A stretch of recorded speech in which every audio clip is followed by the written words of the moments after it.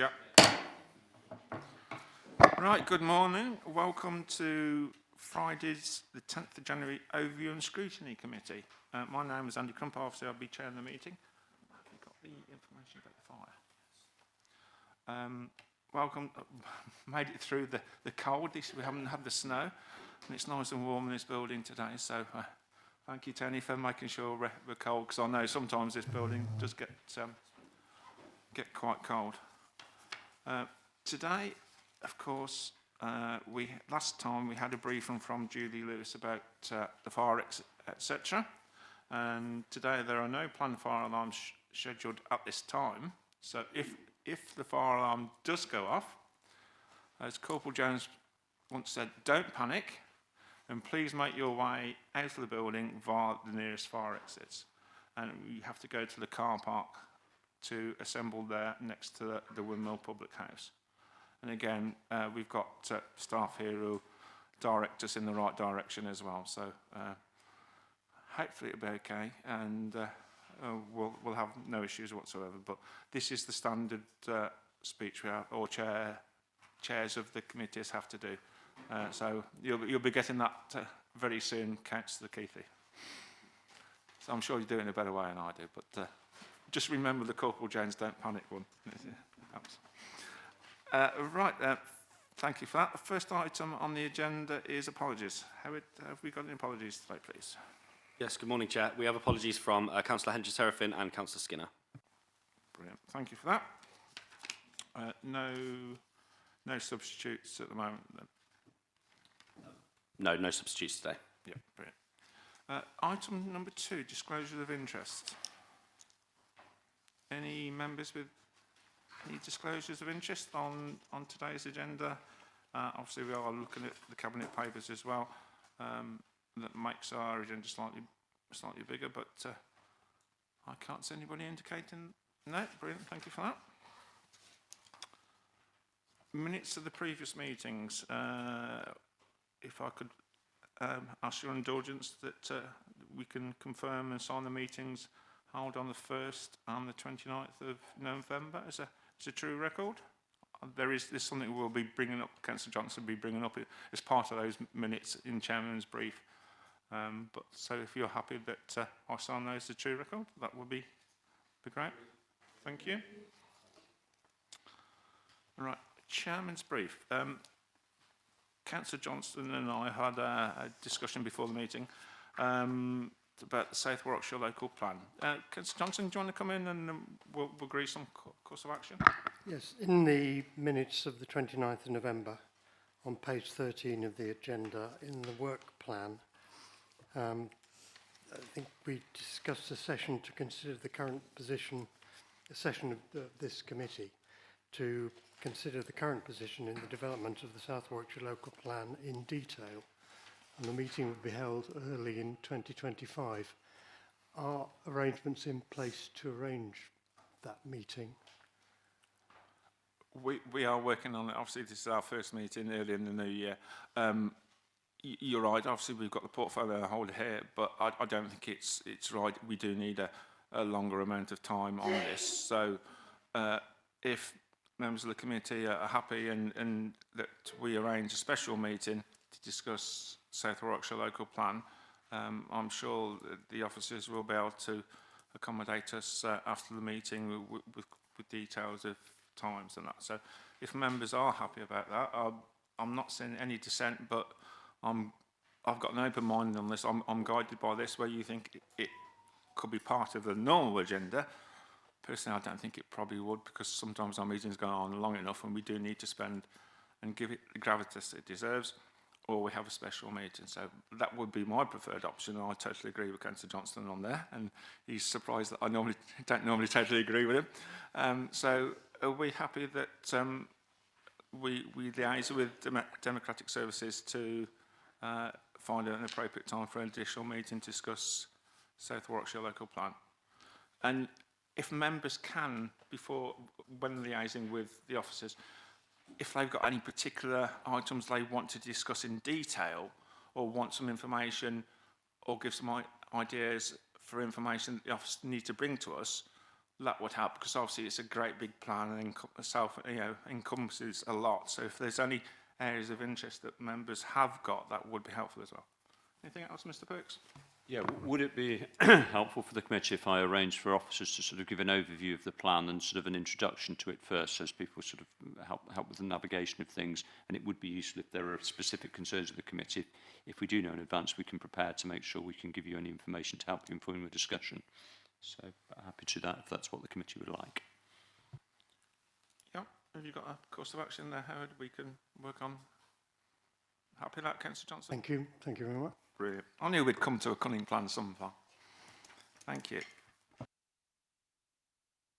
Next item is Cabinet Member Question Time, and we've got the Deputy Leader, the Planning and Economic Development Portfolio Holder, Councillor Coucher. Welcome, Councillor Coucher. And I know you do need to leave by 11 o'clock. If we can make it a few minutes before for Councillor Coucher so he doesn't have to rush, and you know, obviously the roads are quite good at the moment, but we don't want him to rush and, you know, have anything happen on the way. So if we can be as precise as possible and concise with our questions, try not to repeat. And do you want to start off with a small briefing, or how do you want to play this, Councillor Coucher? In your hands, yours, and I know Mr. Careford, if we do go on, Mr. Careford will take on if there are questions after Councillor Coucher's gone, but I'm hoping we can get it done before 11 o'clock. Obviously, the planning service is extremely important, planning and development service, extremely important for this authority. And I think this is an opportunity for members to ask questions about where we're going and performance. And I know John's got a series of information that he can provide if needed. But I think it's probably best if we hand it over to, I think most members are very cognizant of planning, because we all have planning applications in our wards, and we all come into contact with the department probably on a monthly basis. So probably best if hand over and give time for questions. Yeah, I think that's very sensible. And who wants to kick off on this today? Councillor Keithy, you looked at me there, and is the Chair of Planning. Councillor Johnston, well done, do you indicate then? I'll bring you later, Councillor Keithy. Could I ask about the implementation of the peer review? We've had the report, I think, now for rather more than a year. How is implementation of any change going, and what's the timetable for that? If I start, John perhaps can give more detail to that. Clearly, we have gone through an extensive process in terms of working with staff to make sure we are addressing the issues identified in the peer review that we needed to address. And there is a degree of restructuring ongoing as well. We are intending to appoint a number of new posts to help in, particularly in departments which are regarded as not as good as they could be. So certainly that is in relation to enforcement, but particularly an area which I think this authority has been particularly poor at for a number of years is about implementation. We grant planning consents, but we don't always check up on whether the conditions and the 106 agreements are fully complied with, and we will be putting resource into that area. Councillor Rolfling, do you want to follow up, Councillor Johnston? Go on, whilst you've got the mic. I thought Mr. Careford was about to say something, but I mean, it would be useful to have some detail about the sort of timescale intended and when the process of review will be complete. Yeah, John, please. Yeah. Thank you, and Happy New Year, members. Yes, I think the first thing to say is that we invited the Planning Advisory Service into the council to look at the department. They often go into councils that are struggling. That was not the case here. We brought them in, and the reason we brought them in was really the fact that we'd recreated a planning department for the first time in, I think, 15, 20 odd years. I think Mr. Perks there. And it was really just to understand, to get their wealth of experience from other working across the country on how best to deliver the planning service. And what they found was that we were a high performing authority, and it was very much how do we make further improvements. And what we've done is we received the report. It was just about a year ago, the final version, and then in the spring we initiated a wider program of a wider change program, a visioning program, and that's culminated in the document that's published on the web back end of last year. And so that contains an action plan, taking on board the recommendations from the PAS review, broadening them out, working with some other recommendations, and we've got an action plan for delivering those. I think the other important point, though, is that I asked the change consultant we'd got on board to assist us with this. How long does this sort of thing take? And her view was it's sort of 18 months. So given that we only really started February last year, we're still, just over halfway through that process, really. So what you're going to start to see this year is we've set the groundworks. You're going to start to see those changes come to fruition, as Councillor Couch has said, and hopefully embed those changes moving forwards. I think this is about, as I said, improving how we're already working really well. It's engaging more widely with the community and with the development industry, and it's ultimately about getting better outcomes for residents, because that's what planning is about. I think the challenge we have is that you're never going to please everyone with a planning application. You either please the applicant or you please the people objecting to it. So it's in that context. But yeah, we're well on that journey. We're still on that journey, and hopefully, if those members have had the opportunity to look at the visioning document, you can see that there's an awful lot of work that's been done. I'd like to thank colleagues across the department for all the inputs, and it's really stepping up the gear to deliver that as we move into 2025. Can I just add? I will bring Councillor Alvin next. I'll just add on to that, and I think probably Councillor Keithley would probably be adding on that as well. Is some measures of improvement? Have you got any benchmarks that you want to improve in terms of dealing with planning applications or the quality of the planning application process? So we know we've gone from this base of X to the new level of Y. So there's some tangible things we can grab at and look at to measure any improvements. Because some of it is subjective, and we all know that, from experience, oh yes, that has improved because of this, but because we know anecdotally or subjectively. But will there be any sort of like tangible evidence or benchmarks that we can say, yes, because of our changes, because of what we've done, this is improved significantly, and here's the evidence? If I just answer that, in many respects, we'd already track numbers of planning applications, times dealt with. Those are all standard statistics, so we can look at that. I think as has already been mentioned, I think it's much more about customer satisfaction, and I think two things that we have put in place. One is, I think we're redeveloping the developers forum, so we will be talking to developers. But I think also the other element that we've introduced is we're going to have a forum for parish and town councils as well, and I'm sure that planning will be a standard item, a standing item on the committee of those agendas, and it will be very good to get feedback back from our partner authorities in terms of how that works. Yeah, that would be good. And I'll bring Councillor Keithley in, because I know you're an expert on the planning forums. With the parish members as well, with your parish hat on. And I wouldn't say I was an expert in anything, Chair. Just take the compliment, Stuart. Take the compliment while you're here. I don't come out very often, as Councillor Orcutt knows. I just think that is really positive, and I know your experience, and I know you're going to be the parish champion as well, engaging with parishes. And one of the things that we've had problems in the past is actually getting them to engage with us. Sometimes, I think, was it 13 at the last meeting, I remember you saying, I was listening, Keith. So, It was an area meeting, and you're right, it was.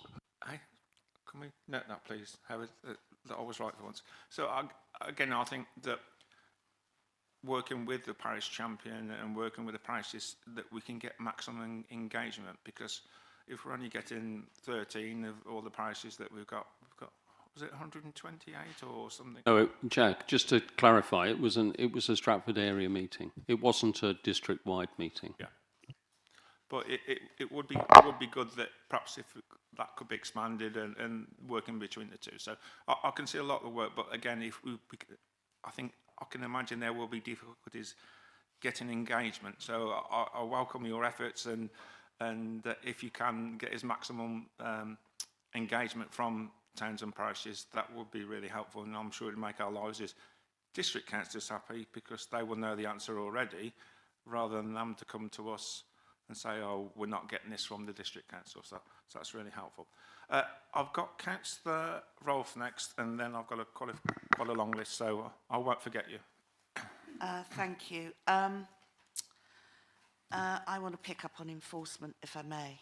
I think most of us around the room and most councillors have issues about enforcement and how slow the reaction is.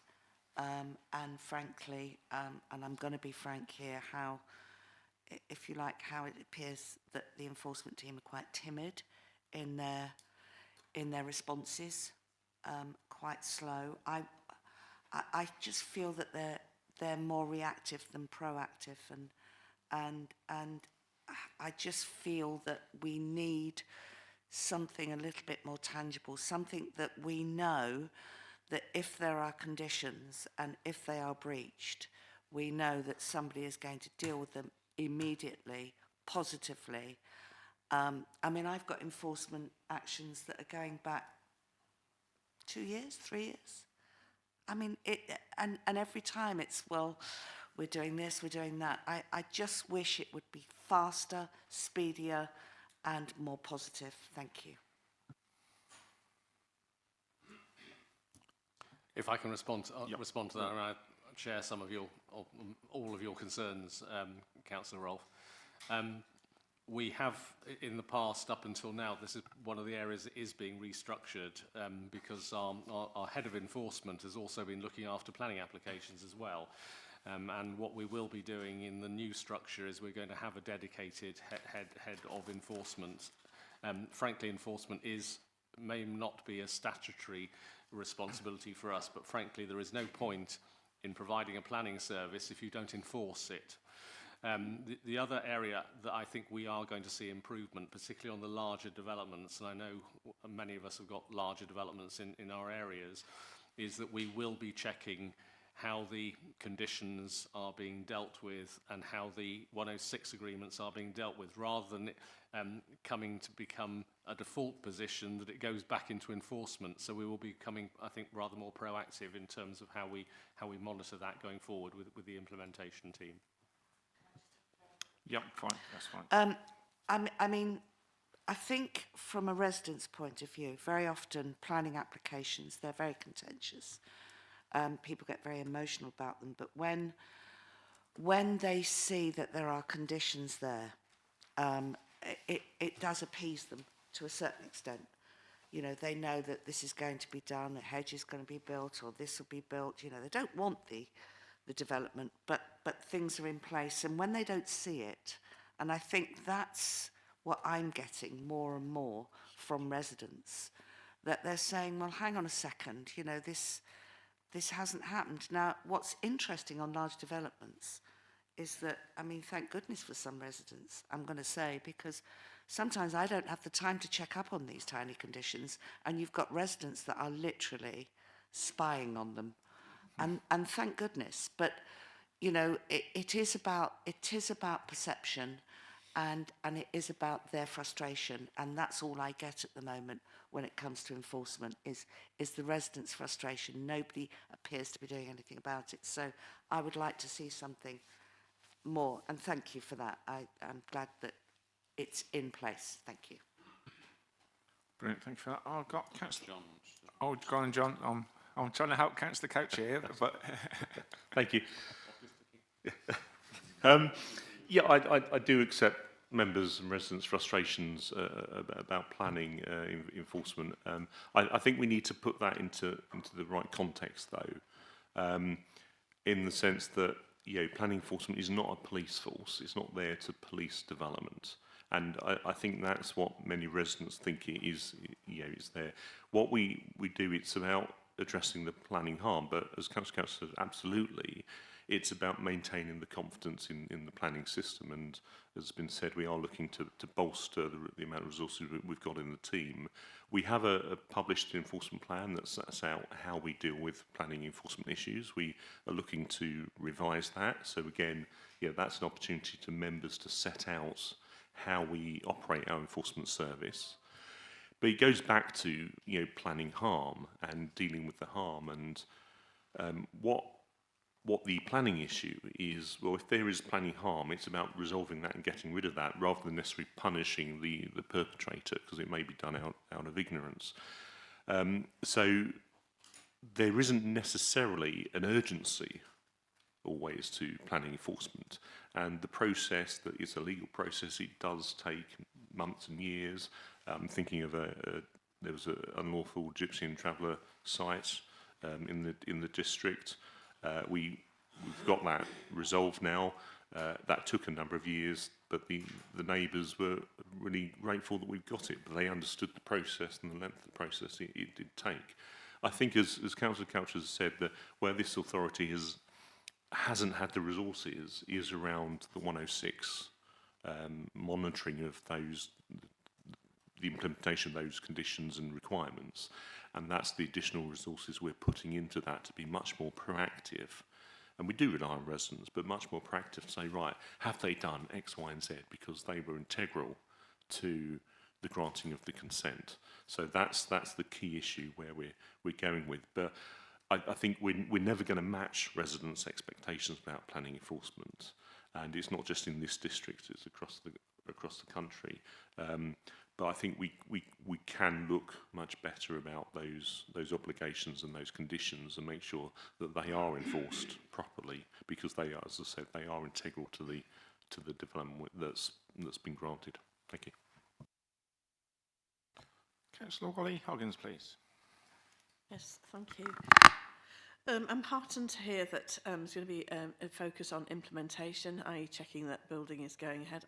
I assume that will take some of the pressure on the enforcement team, because things will be nipped in the bud, and also it will mean that builders and developers alike, big and small, will realise that they're being watched more carefully. So that, I think that's a really good move. I've got I think something you just said, John, is that all of this is to do is harm being done, and I think sometimes with planning enforcement we do need to get some perspective on that as well. And as I said, I think the implementation team, or being better at it, will or more proactive, will make a difference. Can you tell me, please, in the light of devolution, how do you feel that this is going to impact on the retention and recruitment of staff?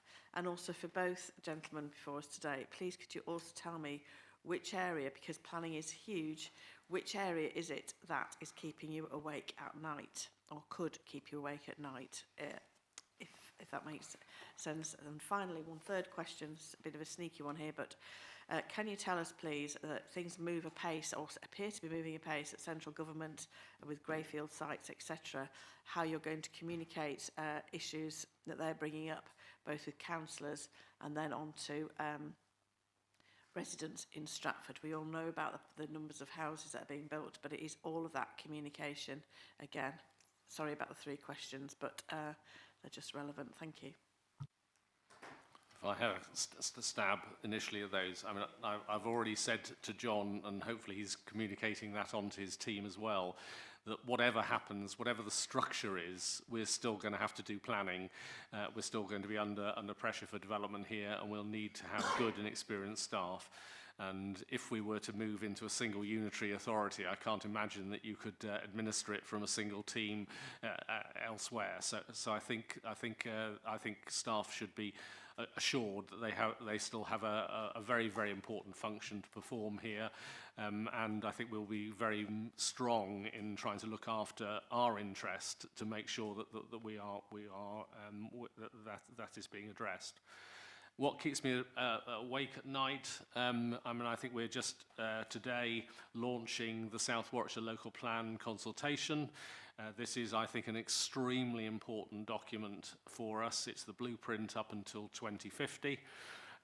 It does include substantial potential new development within the district, some of which I think is unacceptable probably.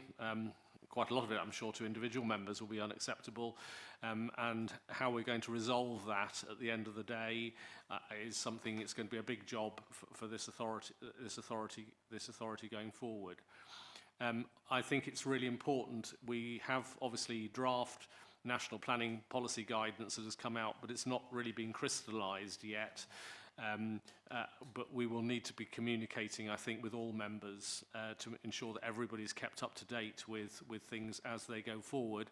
And obviously that is very, very closely involved in the devolution debate and the reorganisation debate. We know that there is likely to be announced a strategic planning authority which we will be incorporated in, and that I think will give us a very clear indication of direction of travel which government think that we're going to be. I'm very worried if we are lumped in with the West Midlands Combined Authority, because I think we would then be the only Shire county associated with that, and that may put enormous pressure, because we would probably be the one authority in that body which has got land. And there would be enormous pressure for us then to accept perhaps a disproportionate amount of development. But I think that's a matter that we will all take, I'm sure, a very close interest in the next few months. Councillor Alcott, please. Thank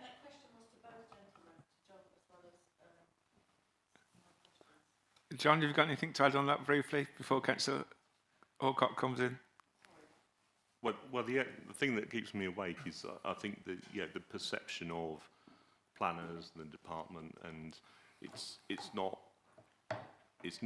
always a fair perception. And I think what I'm trying to do with the visioning work is get people to understand what planning's about, what the department's here to do, and that's why we've got a purpose, vision, and some goals.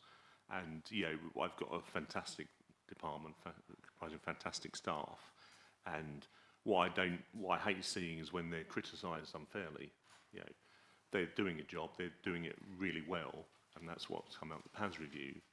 But I think there's so much expectation on planning that I think it's just trying to manage that and make sure that people understand what we're doing, why we're doing it, and ultimately it's about better outcomes for residents. And I know development's controversial and not always popular, and I think something that this council hasn't done in the past very well is really seeing the benefits of that, and that my officers work hard to get a development across the line, and we should take some of the credit for that, and we should take the credit for when infrastructure is provided, because it's benefiting the entirety of that community. So I think there's that piece of work as well, and that's partly where the visioning exercise is coming from. So, but I won't touch on the devolution thing. Thank you.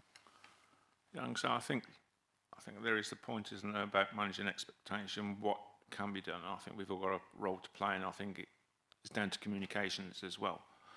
And again, I think that the parish forums will hopefully help with that. So I think we've all got a role to play. Like I say, sometimes the criticism is totally unfounded, and as an ex-officer myself, it is frustrated, and you can't really answer back, although it is very, very tempting. So yeah, you're fully supported with that, and again, if we can help with a role to play to manage expectations and what is fair criticism, what is unfair. And talking about fair criticism, Councillor Alcott, you can come in now, please. Thank you, Chair. Are we doing enough in both resources, energy, determination for the development of the high-profile key sites we have in this district? Thank you very much, Councillor Alcock, for that. I think when we took control of the council year ago, 18 months ago, yeah, 18 months ago, yes, 18 months ago, we really did say that, frankly, particularly in Stratford, we had some key sites that we were very, very concerned about, which were derelict and, frankly, did not help the image of the town at all. Those, I think, are well known to members: the Gateway site, the British Home Stores site, and the Debenham site.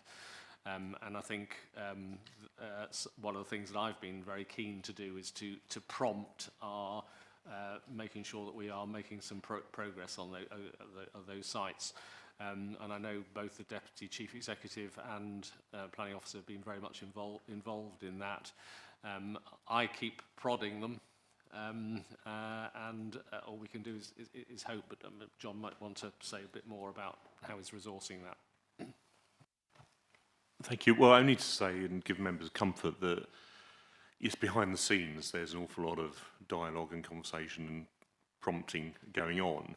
I think it's, again, the expectation of the realities of the economy and our limited role in making things happen, but we're here to facilitate, and that's what we're trying to do. And I think we've started to make real progress with some of those sites, so I think we'll start to see the benefits. But it's one of those things. Again, planning does take a little while to get motoring, but I feel we're starting to motor. I'm going to say, whenever there's a question, I'll leave you two gentlemen to decide who wants to come in first. So don't have to say want to come back in, so that's fine. And I do hope it's a metaphorical prod, Councillor Coucher, and you haven't got a cattle prod in your bag underneath the table. So thank you for that. Councillor Fradley, please. Thank you, Chair.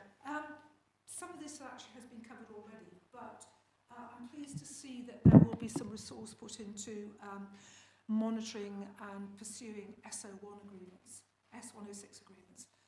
Can I actually have some, will the historic SO1s be actually brought into that monitoring to actually ensure that we're not losing money historically on previous agreements? That's one question. Another question is there data which can monitor the time it takes for conditions to be discharged on agreed planning applications? I think this actually applies particularly to smaller planning applications, but there does seem to be quite a delay there. And my final comment is quite concerned about the black hole that seems to be opening up with this district disappearing and planning being left perhaps in a bit of a limbo, and we don't really know how planning is going to be looked after in the future.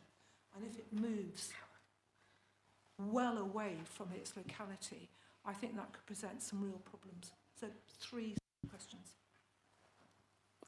Thank you. I'll deal with some of that and then leave John to deal with others. Clearly, I think that's one of our big concerns, particularly with regard to Section 106 agreements. They are time limited, and actually, if you go on too long, then developers actually could come off the hook. So that's one of the things I think we are being more vigorous now in terms of tracking, and indeed, actually we're actually mapping all of that and making sure that we are going to monitor that on a very consistent basis. I think conditions slightly different to that, but John probably can comment about that. I think, yes, I mean, I think I share some of your concerns in relation to the devolution debate here. It's one of the reasons why I think I'm so pleased that we're so far ahead with our local plan, and our local plan obviously not only covers Stratford district but also covers Warwick, which I think is in the right direction in relation to what this government potentially is looking for. We need to push that along this year, because I think every opportunity to delay means that we could then find a government announcement that all of a sudden they're scrapping that and we have to be part of some other plan making process. We are quite fortunate in this district in that we have got a very adequate 5-year housing land supply. In Warwick, they are in much more tight situation, and therefore the urgency for them to have a fully adopted plan is probably stronger than it is for us. We could probably endure with our core strategy for some further years, but it would be much better for it to be in our hands going forward. I think one of the unanswered questions, I think, is if we were to move to a unitary authority covering Warwickshire, how are these matters going to be dealt with? Because frankly, the commonality between Nuneaton and Stratford is not great, and we are the most rural district of the 5 in Warwickshire. And clearly there are things which are very, very important for us, and with our internationally renowned town as well, we've got things of national importance here that we need to make sure that we protect. And so I think Councillor, you're correct, especially as Nuneaton and Bedworth don't have parish and town councils, which are another key in our armoury in dealing with planning applications, and they've got the local view and specialist information that is always helpful in the planning application. So that would be another issue. I think that I'll probably be suggesting later in the agenda on the work programme that we should be looking at some time when we get more details about the local government review and any devolution. And so I think, you know, as a future work plan item, that could be quite sensible, because currently there's more questions than answers. And I don't think that's an unfair statement. It's not a political statement. I think it's just a statement of fact, and I think all parties around here would say the same. So I think it could be an idea for a future work programme, and I'll put you two gentlemen on notice. We might be calling you back on that as well, but it might be a combination of different portfolio holders. So I think that's quite a good item. So thank you for that, Councillor Fradge. You led me into that nicely as well. And I will now bring in Councillor Littlewood, please. Could John actually just comment on the data on conditions? I think we're putting resource in to be much more proactive about monitoring sites and so forth, and being much more on top of conditions. I would be reticent to collecting data about the timing of the delivery of those conditions, because they are quite often specific to each site. I think the more important thing is that those conditions have been discharged properly, they've been signed off, and they've been met. So yeah, I think I wouldn't want to just do some monitoring for the sake of it, particularly as they will be different depending on the site, the trigger, when the development started and commenced. So I think the key point is, again, the outcomes, and making sure that if conditions are there, that they have been met and discharged, and we're satisfied with that. Happy with that, Councillor Fradge? Yeah, perhaps, yeah, at a time. Right, and next one on the list is Councillor Littlewood, please. Thank you, Chair. In fact, Councillor Fradge asked my questions. But, I mean, yeah, you're quite right, I think, Councillor Coucher, when you say that we're a disparate county in terms of the areas. But the idea of development control and getting getting the right number of houses in the right place of the right type is a universal need. So would it not be practical and prudent, probably prudent is the word, for the individual district councils to actually be having a consultation of where their future planning strategies are going to be? There will be a considerable amount, one hopes, of overlap and agreement, and it's the exception monitoring and discussions that we need to be talking about. But I think our residents will be very keen that we protect their interests, but so will those in Rugby and Bedworth as well. So I'd be interested to see what thoughts you have about going forward and what plans have been made or actions taken to start the conversations with the other district councils. We already have a statutory responsibility, a duty to cooperate, and indeed I very often get plans sent. In fact, I think the last one I've done last week was Wolverhampton's plans sent here for us to comment, and frankly the connectivity between Wolverhampton and Stratford is somewhat obtuse. But anyway, we have a statutory requirement to do that, and clearly that is something that we do. I've been very keen when we have said, yes, clearly, if we are to take development, particularly from our immediate neighbours in Birmingham and in Coventry, that actually it isn't just a question of taking development, but actually who's actually going to provide the infrastructure to support that development. Because in the past, I think we've taken the development and then found that our schools and our roads are under pressure, and we haven't had the mirror there. And I think it's really important that we do ensure that when we are cooperating with neighbours and perhaps accepting development on behalf of neighbours, that it's a rounded package and not just numbers. The other point that I would make to you is that government have been very prescriptive in terms of standard numbers, and we know what our standard number is, and that is what is being addressed obviously in the South Warwickshire local plan. So we do have, I think, the parameters, as does every other local authority. We have a single number for Warwick and Stratford, and one of the issues that we'll be discussing, I'm sure, as this year goes on, is what the split is between the two of us, between the two authorities. Where I am somewhat concerned is, I think, looking at some of the other authorities which have gone through this devolution process, where there has been requirements by civil servants. All of a sudden they've taken an interest in the development of planning policy and forced reviews.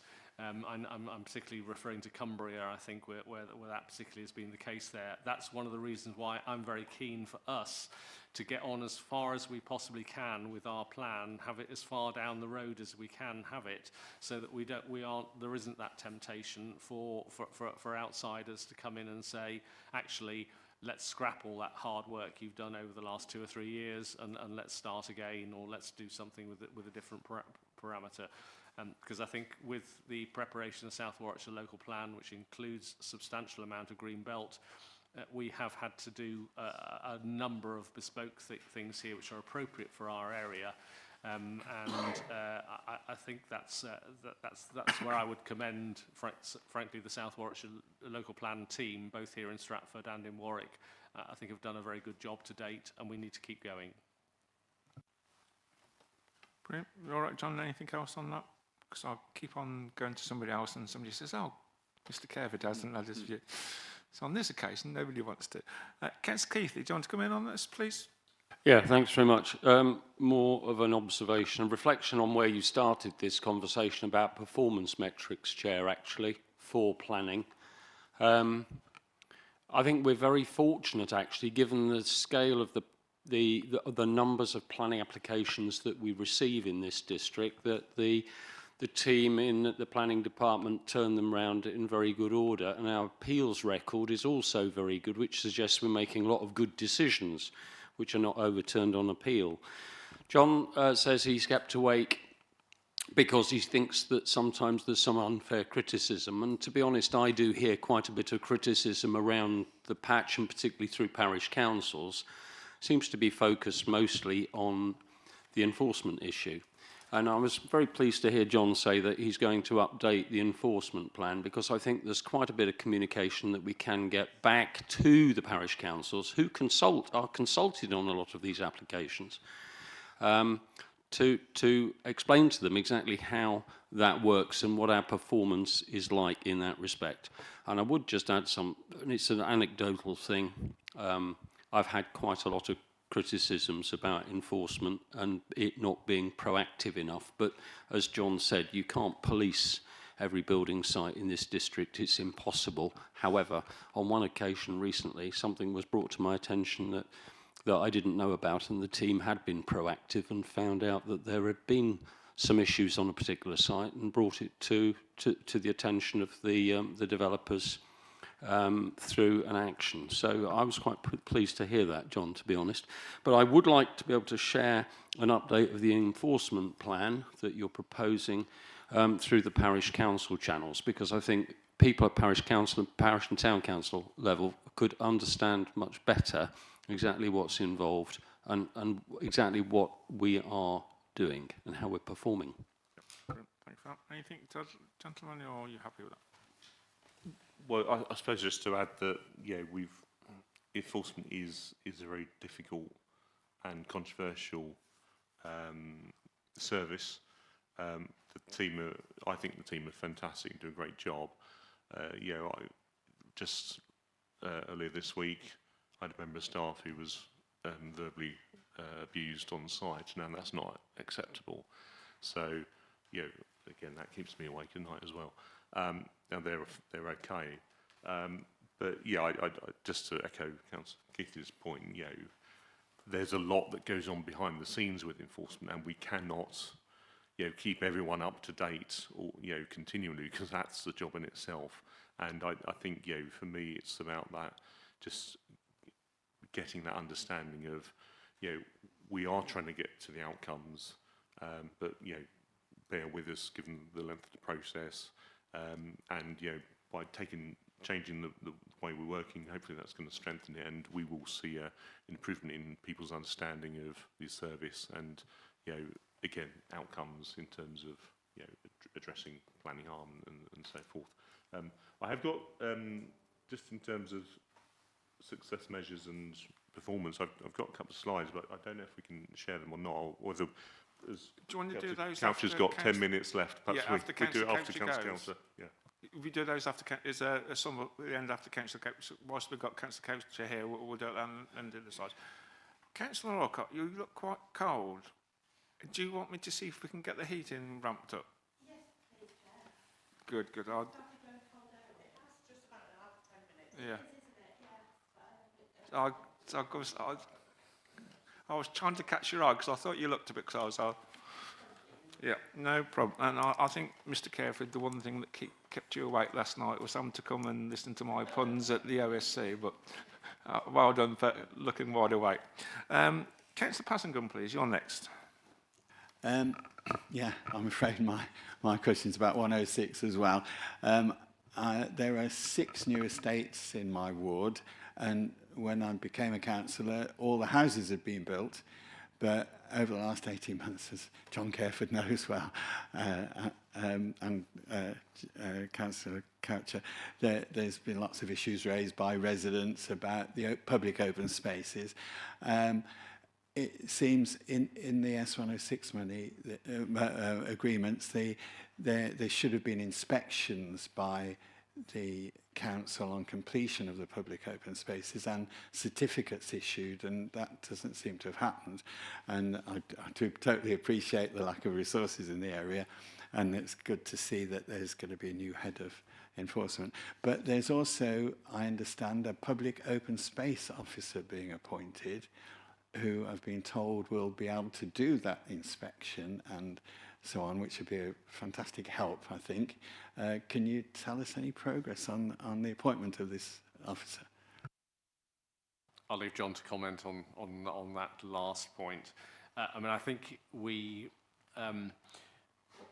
have been concerned as an authority about how we've dealt with public open space, because the default position has always been to hand it over to a management company, and that's not always been satisfactory. I think under our new arrangements, clearly we are trying to do that much more in partnership with town and parish councils, going forward.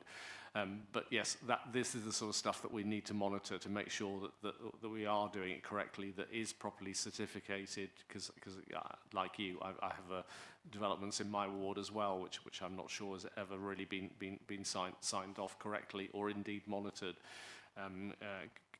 going forward. But yes, we will be appointing, or have, I'm not sure where we are with that, but we are looking at an open spaces officer, which I think will be extremely helpful. It's something which the authority desperately needs, because public open space is so important to all communities. Yeah, just to confirm, we've now appointed a green spaces officer, so it's been cross-funded across the departments. They're in the Environment and Neighbourhood Services department. So yeah, I think they started just before Christmas, and again, that's a really good resource in signing off completion certificates to make sure the open space that's been provided is of standard, but also being much more proactive and informing landscaping schemes and making sure it's appropriate landscaping that's going in the first place. Within my department, we've also got the 106 compliance officer already. So again, we're starting to be much more proactive in all this whole area. But yeah, again, it's one of those things where you won't see the immediacy of the change, but as the difference come forward, we'll be much more on top of it in terms of ensuring that the 106 is complied with. And I think there was a question earlier about the historic situation. And again, some of the resources that council's looking to bring forward through this budget setting process is a specific resource to target some of those historic sites. Again, I need to manage the expectation. There may be sites or instances where we can't deal with it, but we're going to give it a really good shot to make sure that, again, if open space is meant to be provided, it's been provided and is of suitable quality. So is this Green Spaces officer liable to be able to come out to Shipston anytime soon to look at the issues I've got at the moment? I'm having a meeting with my counterparts and colleagues, I think it's next week, to work out the work programme to do that. So I'll make sure that's on the agenda. Brilliant. Councillor Ian Fradgley, please.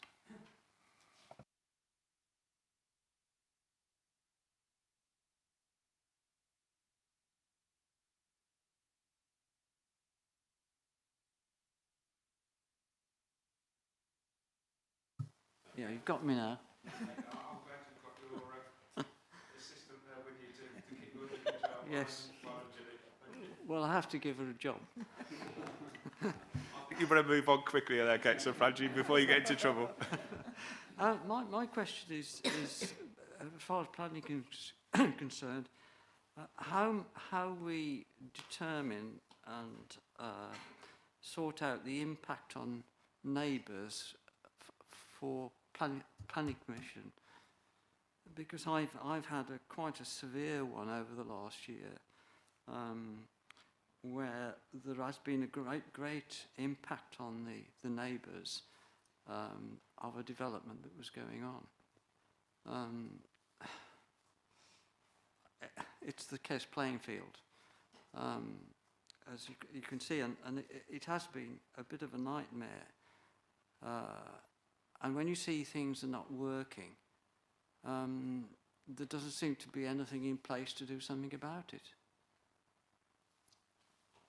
Thank you. Clifford, yeah, obviously we don't want to go into too many specific details, but I think the principles and whether one of the general principles, what we can do, and whether there are things that perhaps we ought to, whether Councillor Fradgley discuss some of the things with you outside the meeting, if it breaches some form of confidentiality. I'm just trying to be circumspect on this one.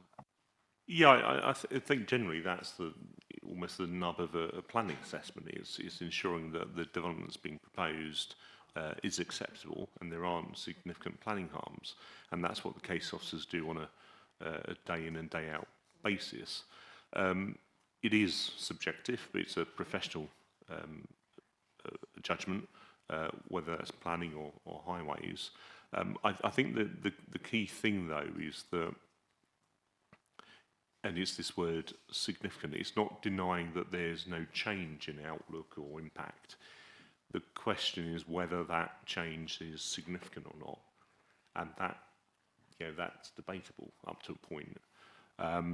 And many people will think that any change is unacceptable, and that goes back to the fundamentals of the planning system, really. But yeah, if members think it's useful, whether we can through the member briefing or training program, we can just start to tease that out a bit more in due course. But yeah, fundamentally, it's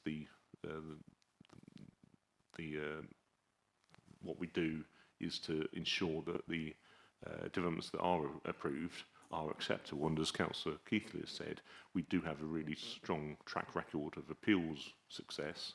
And if you like, that's the best test, I think, of whether our judgments are right. Because if we're making a judgment and it's appealed and it's then dismissed, then you've got an independent perspective on it.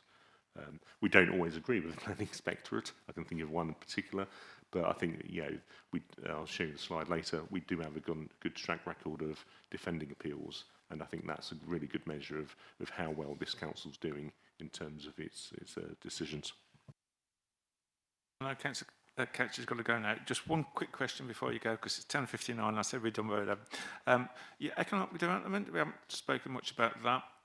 Obviously, the impact on tourism, footfall, viability of the town, etc., and the potential impact on car parking income.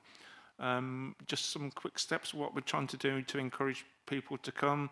I know weather doesn't help, and roadworks and all sorts of different things. So, yeah, just if you've got some time, I know you've got to go now, whether you could let us have a little briefing of what you're trying to do to encourage people to come to the town and maintain its viability. Thank you. I'll just say two things in relation to that. Clearly, obviously, our economic development officer was previously 50% funded by SBF funding, and he is now unfortunately left, but that will be a budget item. We're wanting to replace him as soon as possible. In fact, actually, hopefully we're working on the job description so that we can get that out as soon as the budget is approved. We clearly are working with the county and with others in terms of our economy very strongly, and obviously we've got a major planning application that's just come in on the HRI site at Wellesbourne. That potentially could be another 4,000 jobs for this area, very, very important. One of the areas that we've been really keen to do stuff on is in relation to the High Street, and I've been very pleased that we've got the High Street project in progress. That's about how do we attract new investment, new investors into our high streets. It's not just Stratford. Pleased to see that's of interest. It's Southam and it's Ulster as well. Those are our three pilots working on that. It's a very important project, and I think we're making some good progress on that. I'm sorry, and I'm no problem, Coach. You go now. Go okay. on, quick. Thanks very much indeed. Mr. Careford, please. Yeah, just to follow up from Councillor Coucher, I think we've got a couple of papers coming to Cabinet over the next couple of months that OSC might want to look into a bit more detail. One is an update on the local visitor economy partnership, that's the tourism and Shakespeare's England, and the other is, I think, an update on the economic strategy that we prepared and the action plan there. As Councillor said, we have got a vacancy in the team that we're looking to fill, and yeah, it's the role of the council as facilitator, enabler to try and attract investment and support it where we can, really. But just to flag those papers may be of interest to the committee. Thank you. And again, I think attracting people to work in local government is challenging at the moment, and with all the potential uncertainty of the local government review, it might make that more difficult as well. So again, I think we can put on our work plan when we discuss things. Mr. Kevin, do you want to put those slides up? How do you have to do that, just so we have a look at those whilst we're here? We've got to get value for money while you're here, John, I'm afraid so.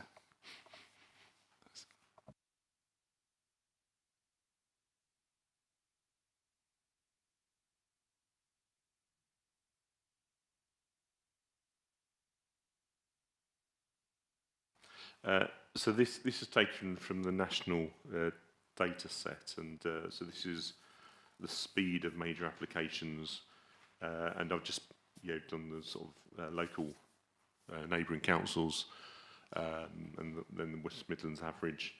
But you can see we're doing really well in terms of turning round the decisions, and then you've got the target there of 60%, so we're well in excess of that. I think the key thing, and I think Councillor Keithley alluded to it earlier, is the number of decisions we deal with. And you can see we're a really busy department, and major applications, well, all applications, but majors in particular, are really, really complex. They've got increasingly complex. Governments of all colours have a habit of just loading stuff into the planning system, whether it's BNG or whatever.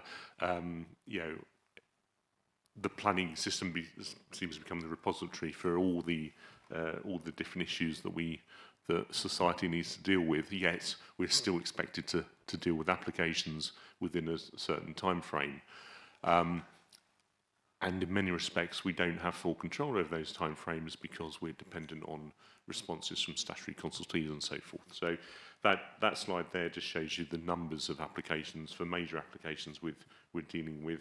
In terms of non-majors, the target here is 70%. It's obviously below that the baseline of that graph.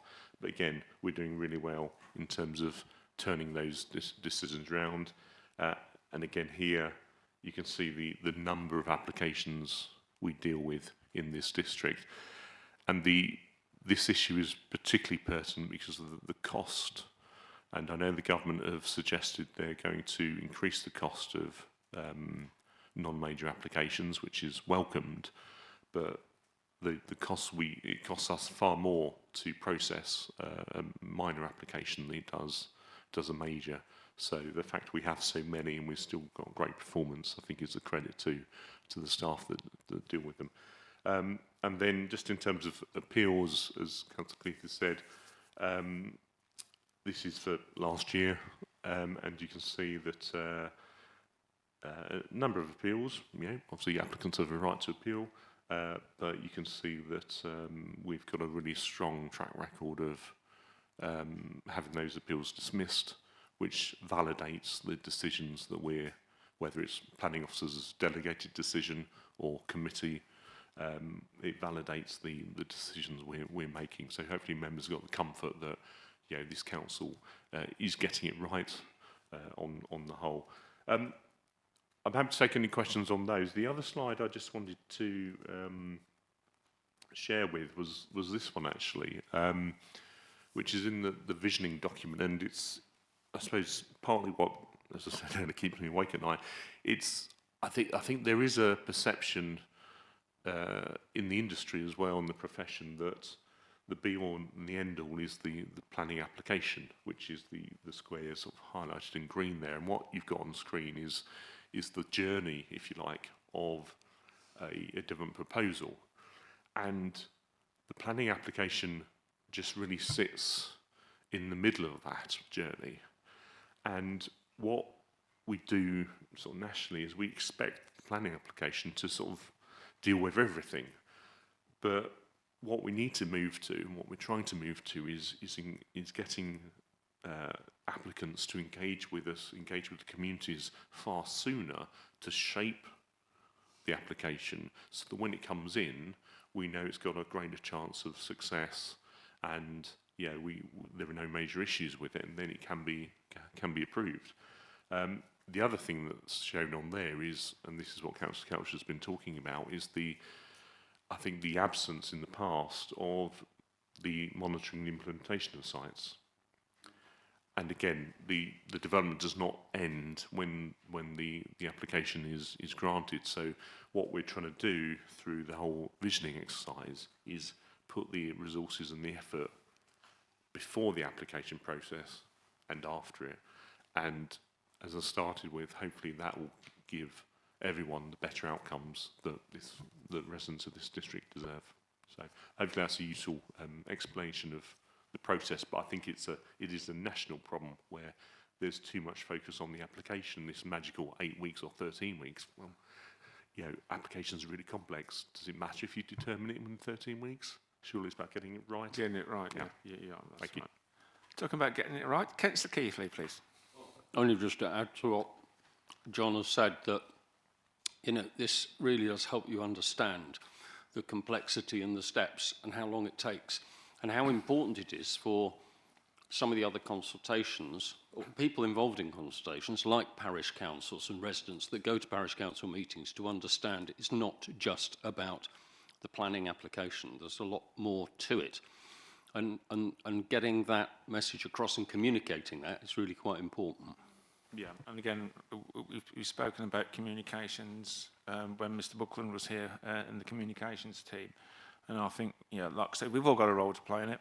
But I think, you know, if we can get the message out and it's understood, it will then reduce the number of questions, and then for officers then can concentrate on other things. And again, make the best use of their officer time. So I think that's really good. Anything else from Mr. Cowford? Because he's been kept awake so many times with all these different things he's worrying about, particularly coming here. I'll Councillor Rolfe and Councillor Littleward, please. Yes, John, I didn't mean, when I mentioned the word timid, I wasn't mentioning anybody specifically. I meant it in a generic word, meaning I felt it was very slow.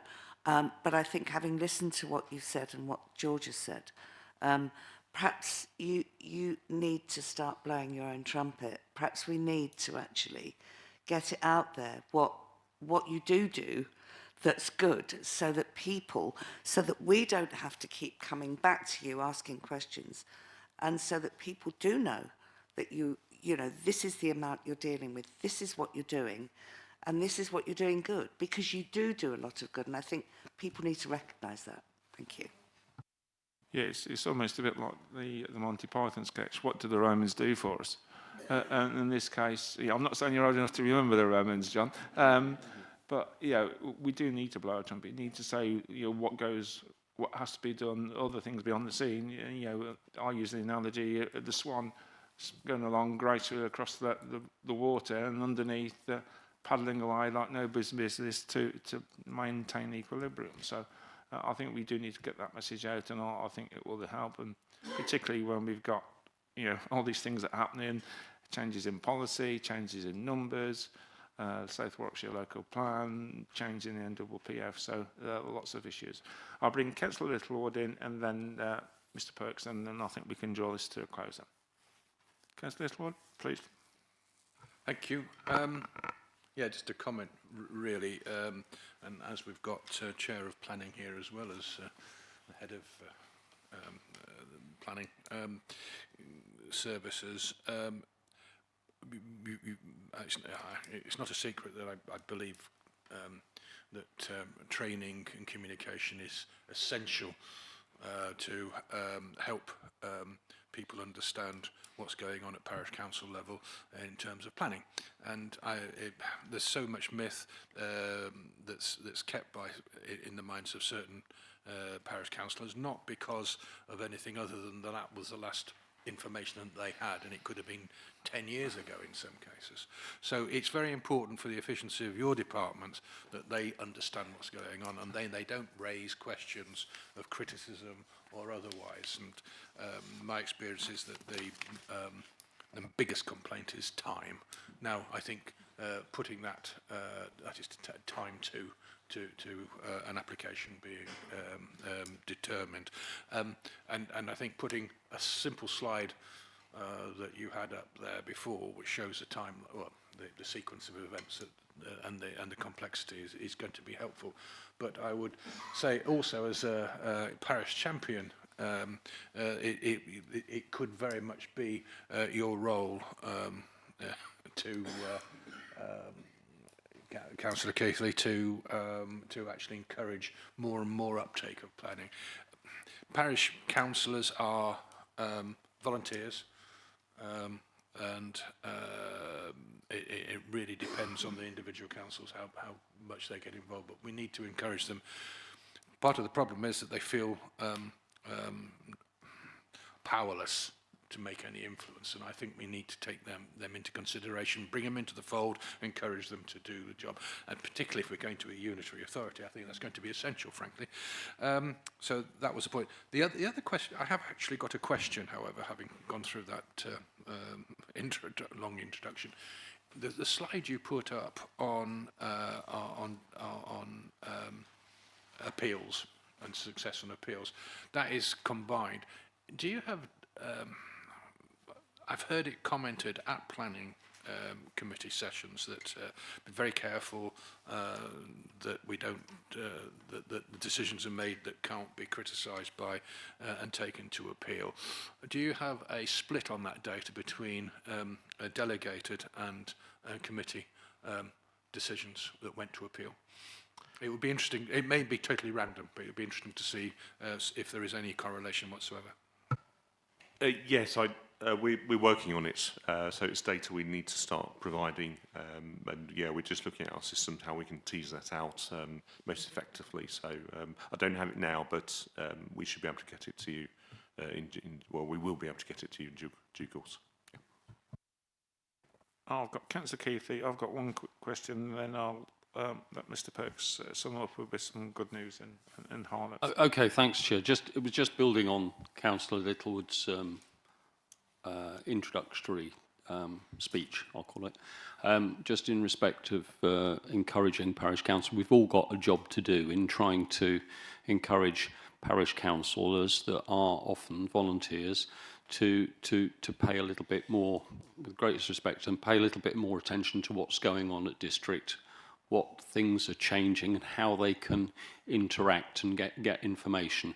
And I have to say, in my relatively limited experience of being the parish champion, but having been involved in parish councils before, I know it's actually quite difficult to get that engagement. So just as I said, building on Councillor Littlewood's plea to try and encourage councillors to read Parish and Partners briefing, for example, to spare an hour to come on to an area Zoom meeting, to come onto the parish forum. I must make a play for that, which is on the 30th of January, I think. 30th of January. They've all been invited, but even my parish councillors, when I mentioned it, said, "Oh, what's that about?" I said, "Well, you've had an email, you know," but typically they probably hadn't read it. So we just need to keep beating the drum. Thank you. And I think if you highlight the email to start off with free money, they might look at it and then be disappointed by its contents, but I think that's all I want to do. You've led me on to a question that I've got to mention earlier about parish councils. One of the councillors contacted for a question. One of our councillors contacted me about a question for Councillor Mr. Kerver to do with paper copies of plans to certain parishes that need to respond to an issue. I think there are still one or two who would like some paper copies and do struggle. So I just wonder what the policy around that is. Yeah, it's being mindful of the costs and also the climate implications of printing off reams and reams of paper. I think we've certainly moved away from them, and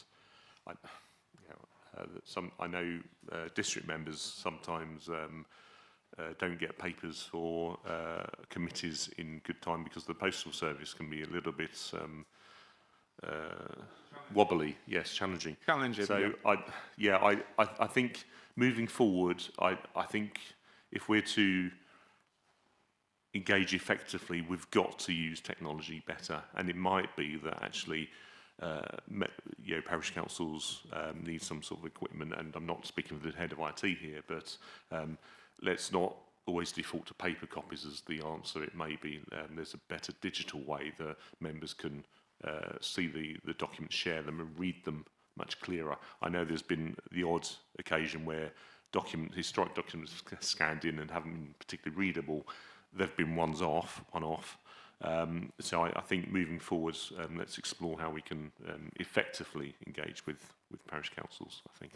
I'm going to say I'd be interested in that point about, I will bring you into it, I promise. that point about I've put myself off now. No, come back. The only other thing, is the point about, I just remembered, sorry, the point about the appeals that have been allowed and whether they've come through delegated or through the committee. I think that's a good point. And in your defence, one that was allowed in my ward was a committee decision, which I thought was a sensible one, and I still disagree with the planning inspector's decision. So that should have been one of the numbers taken off as well, so it would have been even this. But I'll just have my rant there, and I thought it was a very sensible decision, and in my opinion, the planning inspector got it right, but unfortunately we can't do much about that. Councillor Keithy.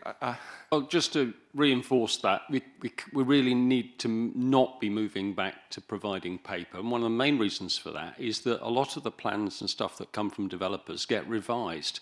So you could easily be sending out paper copies of stuff that gets revised and changed. They won't be reading the latest version of the plans. So, you know, the portal is the repository for all this information. And if you've got a decent PC at the library or at home, you can generally expand that information to be able to see it all. And you know what's on there is complete and up to date. And that would be my point. I think that's a really good response. And then again, if you do that as part of your parish forum, that would be helpful. Councillor Huggins, you've got the last question before I then bring in Mr. Perks. It's just a follow-on actually from this discussion regarding paper copies, because I do have it with a couple of my parish councils, but actually there's actually nothing to stop the parish council from asking a developer to provide those paper copies, and in so doing can actually ask them to come to a parish council meeting and present their plans. And actually that's worked really well in one of my parish meeting parishes, if that's an oxymoron, but that worked really well in the summer because it really helped engagement with the site as well. And actually they've probably got some really good plans with that as well. So that's an alternative. Thank you. And then, thank you, Chair. Very, very quickly, just to comment, if you have a decent, on what you said, if you have a decent PC, we've got to remember that these parish councillors are using their own equipment, and I've got a decent PC, but what I have got, I can't. Old age and infirmity, you cannot see what you want to see very easily on a laptop screen, and I'm getting nods around the table. I have invested in a large screen. The problem is that some equipment that you can buy, this district council's cyber department will not allow me to use that technology because it requires a local driver to be installed. So maybe a review is a little bit broader than this, enabling review for technology for the people who we are going to become more reliant on to be more professional in what they do. I think we've got some interesting points, and there'll be in the minutes that what we can do, and then items for Mr. Careford to consider. Mr. Perks, I've been wanting to bring you in for a while, but come in now quick. Yeah, the discussion's moved on slightly from what I was going to say, so hopefully it'll still be relevant. But really, I was just trying to sum up slightly from a slightly more corporate perspective about the sort of PAS review, and thank you for the quality of the debate we've had this morning, which I think has been really good, and hopefully you find it useful. I'm conscious that there's been sort of murmurings that we haven't done much with the PAS review since we've had it a long time. But I just wanted to give some sort of reassurance to the committee that as a leadership team, we found it sort of a fantastic and insightful piece of work, which didn't really show entirely what we'd expected. It's made us look at planning in a slightly different way. What it actually showed was we're really very good at dealing with planning applications, but dealing with planning applications alone, as John showed on his slide, is just a small part of the bigger system. So we've spent a lot of the time over the last sort of 12 months trying to sort of look at that sort of broader system as a holistic process, sort of trying to identify why it's not sort of working. A lot of that is down to sort of social change. Back in the good old days, we would give a planning application, the public open space would be adopted locally, the water companies would adopt the SUDs, the highways companies would adopt the roads. Now, that sort of situation has moved on rather more quickly in the planning system. So a lot of the work we've been doing has been trying to sort of make sure we do a proper job and design a system that really addresses the modern society in which we live. And that's involved quite a lot of visioning work, which John's done with the team, and sort of quite a lot of soul searching about how we do that. So I'm hoping that we're on the cusp of sort of really moving on to something that will keep us sustainable for the certainly the short and the medium term. So, but thank you all for your comments this morning, and hopefully it's given you some insight into what we have been doing. Brilliant. Thank you for that, Tony. Thank you, John. Please pass our thanks as well to Councillor Coucher. Very informative. I'll just go out now if I you even get some 40 winks to who's been kept awake for a while, and enjoy the rest of the day. I'm proposing we have a break till 11:30, which is 7 minutes, not 5, but I expect everybody to be back by 11:30 because I've given you a little bit more leeway. Thank you.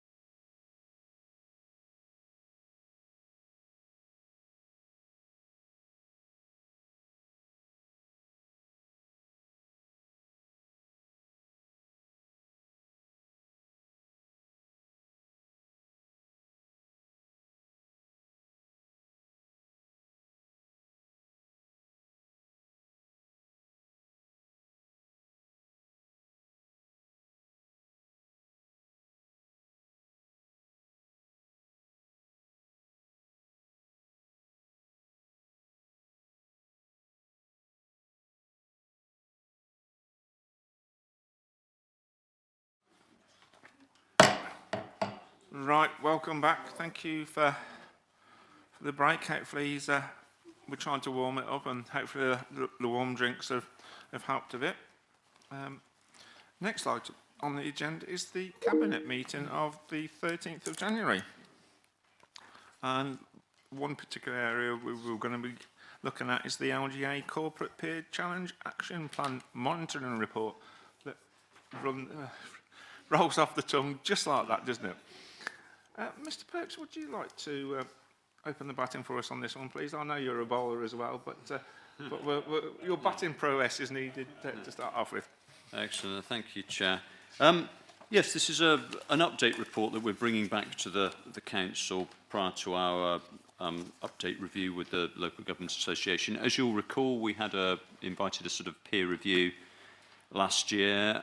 The peer review sort of found the Council to be in a sort of broadly a positive state, but there was a series of recommendations.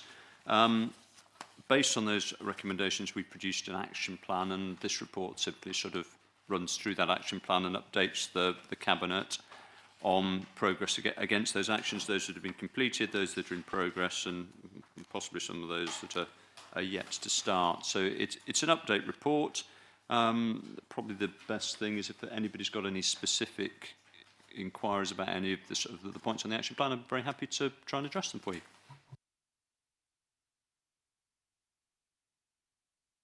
Councillor Wally-Hoggins, then Councillor Johnston, please. Yeah, something that comes to mind when I look at this, and I've mentioned it, I'm a bit like a broken record now, it's the lack of, I know it's a review plan, but still a lack of detail that would be useful to have. For example, key stakeholders for the working group have been identified. Which key stakeholders have been identified? And then on the same page, it's page 1 here, work on the High Street revitalisation project has commenced. What work has commenced? You know, what are the success criteria of it? Where do we, you know, there's no even indication where the plans are for that. You know, how it's almost as if there should be another document underpinning this to say, you know, what is the work that has been done. I could go on, but I will cease because I'm keen that this meeting doesn't go on until mid-afternoon as well. Thank you. Do you want to do the questions? Or? Well, I'll just give a brief comment on that. There are obviously documents that sit behind that. The High Street revitalisation work, we can provide you sort of more details on that. It is a summary document for the assessors coming in, sort of largely. But yes, I'm very happy to talk to you about that separately. Yeah, I think it's a good point. It's a bit like sometimes when we've got a plan and application, they get approvals and they have to start work within a certain time. And then they do something on site and they say, well, they have started, but we don't know what they've done, sort of thing. So I think it would be fair, and I'm going to say, how do we measure? But I do take your point on, Mr. Perks, as well. It's a high level one, so, and we don't want to have reams and reams of paper, as we mentioned earlier. But if we can be as smart and concise as possible with the language in the reports, it would make it easy and probably preempt some of the questions. I've got Councillor. Do you want to come back on that, Mr. Perks? I've got Councillor Johnston and then Councillor Fadgey, please. Councillor Keithley, please. I mean, by and large, the reports demonstrate a good deal of achievement. I know it's been discussed elsewhere, but we are supposed to scrutinise, and I'm concerned about the draft accounts. It's expected the accounts for 23-24 will be formally approved and published on the 24th of February. It is expected. Can we be confident that that will be achieved? Or is this just a bit hopeful? I believe we have Councillor Curtis at the back, who's the portfolio holder, who may be able to help in a little more detail with this, because it's not my specific line of work. I believe that issue relates to the ongoing issues with sort of the national audit situation, that we can't sort of release the draft accounts until we've had the previous accounts signed off. The slight uncertainty about it was dependent on sort of getting the sign-off from the auditors, which Councillor Curtis may be able to update us on in a bit more detail. Thank you, Tony. Yes, I've got a briefing from Mr. Burrell here. It's pretty long, but I'll try and summarise. There is a backlog of audits in the financial year 22-23. To address the issue, the Ministry of Housing, Communities and Local Government has confirmed legislation that includes 5 backstop dates to allow full assurance to rebuild over a number of audit cycles. The dates are now 13th of December was the backstop date for financial years up to and including 22-23. And that backstop date of the 13th of December was met. So those accounts have been agreed. The financial year 23-24, the backstop date for that is 28th of February this year. And again, Mr. Burrell is very confident that that backstop date will be achieved. We then, going forward, the next backstop date is 27th of February 26 for the financial year 24-25, and so on going forward. This phase aims to stabilise the audit process and prevent future backlogs by setting clear backstop dates. There have been a number of issues. The audit crisis has resulted from a combination of factors, including a shortage of qualified auditors, complex accounting requirements, resource constraints within local authorities. And just to emphasise, I think we are slightly ahead of the game and certainly in a better position than many, many authorities. It's not a problem that is only confined to Stratford. These issues have also been exacerbated by COVID-19, which has strained local government finances and increased the workload for audit firms. And there was an additional burden placed on valuation of assets, which hadn't, I'm afraid I can't give the detail on that, but that was I understand that was an additional burden placed on local authorities, which added to everything else. But yes, it says here, as of 31st of March last year, 24, 642 audited financial statements from 22-23 or prior were still outstanding. So we were only one among 642 authorities. But as I say, I have reassurance from Mr. Burrell that we have met the backstop dates and we will meet them going forward. So I hope that's helpful, Chair. Yeah, I think it is. I think it, again, is one of these consequences of making the statutory accounts for a small local authority like ourselves overly complex, and the reader usage of them probably runs into two hands. Yeah. And that was always been one of my bugbears and arguments that things could be simplified. The members of the public would then probably engage better, and we've been talking about engagement already this morning. And one of the unintended consequences. But it's good to see everything's on board. But again, if Mr. Burrell couldn't update us on a regular basis if there are any additional problems, and we're not likely to meet the backstop targets, that would be really helpful. Thank you. Thank you. Right, Councillor Johnston, please. Any follow-up on that one? Thank you for that. No, brilliant. Councillor Keithley, please. Yeah, thanks, Chair. I'm on page 17 of this monitoring report, Tony. I've just put my parish champion hat on again. It's too big. It's in respect of, we're having the forum, but I was going to ask a question about this parish liaison officer and exactly what we thought might be entailed, or whether or not that is still yet to be scoped out, and where will that report into, Tony, if you could just update us. Yes, we were discussing this yesterday. We now have a job description for the parish liaison officer, which I think would be sensible to share with you, Councillor Keithley, in your role as parish champion. We're going through the process of sort of job evaluating that, so as we're in a position to sort of advertise that within the next sort of month or so, and that will sort of form part of the communication sort of going forward with the parishes to improve liaison with them. So that's where we've got to at the moment. Can I ask whether, Tony, while you're still there, can I ask whether or not we've already got a model to follow? So any of the other districts or boroughs got something similar, or are we, are we ahead of the game here? Are we sort of pioneering this role? Yeah, Julie Lewis has been sort of leading on this work for me, and I think she's struggled to find a lot of template job descriptions to follow. So she's sort of pulled together what she can and sort of come up with some original thoughts to come up with where we are. So I think it would be fair to say we're sort of slightly ahead of the game here rather than following it. Brilliant. Thank you for that. The heating's been turned up, and I believe there's a burning smell, so we will be monitoring the situation carefully. I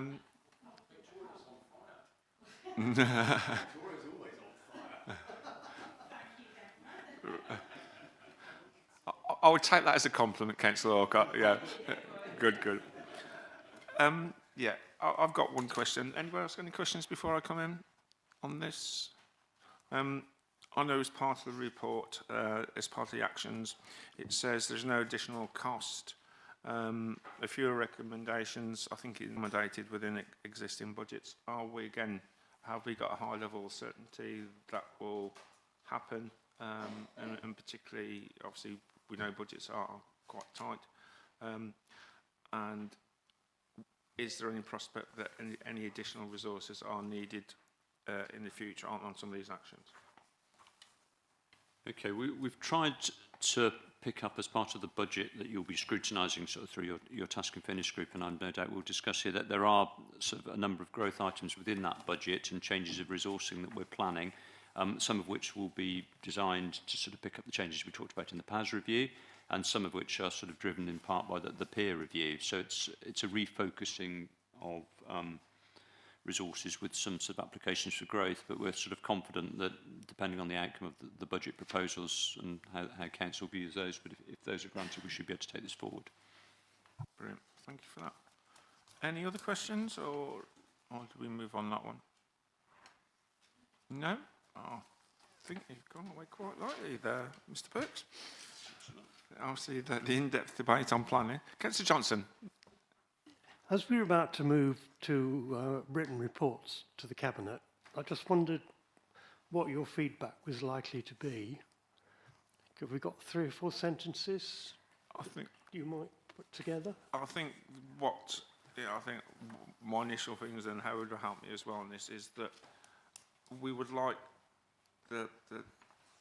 any reports to be as concise but clear, as transparent as possible, to remove any ambiguities. We've noted that there are potential growth items arising out of this that will be going forward as part of the budget process. Other items will be met within the initial budget. We've got the point about the external audit and the backstop. And what was the other point, Howard? Parish councils? Parish councils, and that was the key stakeholders. Yeah, and key stakeholders, who these key stakeholders are, just to make sure. And I think the only thing adding on to the key stakeholders is how engaging they are, because sometimes we can seek to engage with these key stakeholders, lead a horse to water, but they won't necessarily. So again, that might be helpful as well.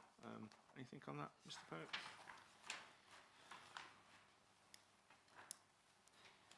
Yes, going back to the key stakeholders, one of the things that we'd like to sort of discuss with the peer challenge review team when they come back in is how their compelling sense of a long-term vision sort of differs from the South Warwickshire local plan, and how those two things gel together. So we have a stakeholder consultation group, the South Warwickshire local plan, and I'm reluctant to sort of duplicate it or have 2 groups working on slightly different versions of a vision. So there is a piece of work to do about sort of refining that and pulling it together so that we do have one vision for place, which is possibly slightly broader than the local plan, which is our planning vision for place. But I'm conscious we don't want the 2 things running at odds with each other. So that's one of those concerns that I'm trying to address at the moment. With that.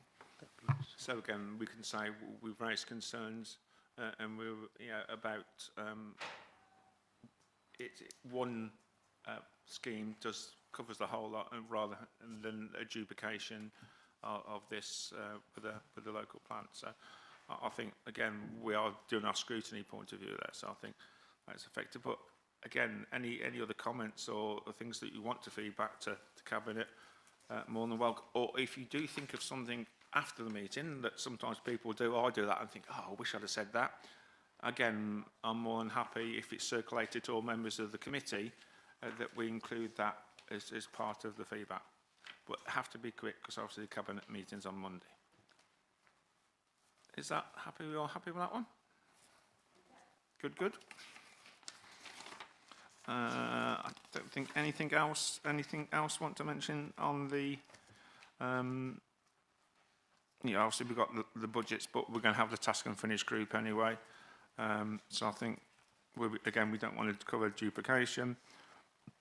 And the only one, Councillor Littlewood, did you want to mention something about the solar panels or item number 5? Yes. Yes, Chair. I look with interest, and it's good to see that we're supporting Shipston swimming pool to have the solar panels installed and matching the funding. I understand that's a variable feast of actually how much it would be, up to a maximum of 170,000 matching, but whatever the outcome of that is. That's very laudable, and obviously it goes towards climate change and change fund, as I understand it. However, we're investing this money on behalf of residents. What benefit other than a warm, comforting feeling that we're doing our bit towards climate change? What benefit are the residents going to get out of this? The income from the power generation, any excess income, that is to say, from power generation, is that going to go to the operating company, or is that going to come to the district council? Thank you. Mr. Pex? The money that we're talking about in this instance relates to a grant, national grant from the Swimming Pools Fund that we've applied for. We applied for a grant initially for the solar around Stratford Leisure Centre, and because we aren't using our own money, the sort of financial benefit of that will go to the leisure operator, which in our if we operated the leisure centre ourselves would be us, but in this instance it's everyone active. So we were successful in that application. Because we were sort of further advanced with that application than most in the country, they had some spare money left over and said, well, if you can get on quickly, you can have some money and do Shipston as well, because we'd applied for all of the leisure centres, but it was obviously divided up for how much that you'd got. They had about the right amount of money left to do Shipston. But what we need to provide is sort of a contingency fund, so I would be hopeful that we will never draw down any of this money, because the swimming pool grants money will be sufficient to cover the cost of it, and we'll get it all done in time to meet their deadlines. But I can't sort of enter into a contract without the certainty that I can pay people, so this is almost like backstop money. So in this instance, the instance of Stratford and Shipston, the benefit financially will go to the leisure operator, because that's the way that scheme works. Moving forward, we intend to sort of put photovoltaic arrays onto our other leisure centres, and as part of that we would have to negotiate with the leisure operators so as we can make sure we share the benefits, the financial benefits in reduced energy bills in terms of the management fee that they pay us for operating the centres. But this money, because it's grant money coming from central government, we're governed by the grant scheme for that, which dictates that that money goes to the leisure operator. Thank you for that. Councillor Keithley, please. Yeah, well, it was a quick question, but before I ask the question, and I'm looking at my learned friend over there in the corner, Mr. Passingham. I just wanted to say that I think it's spending money on solar panels for the leisure centres is a little bit more than just giving us a warm feeling about decarbonisation. I think it's really important to reduce our carbon footprint.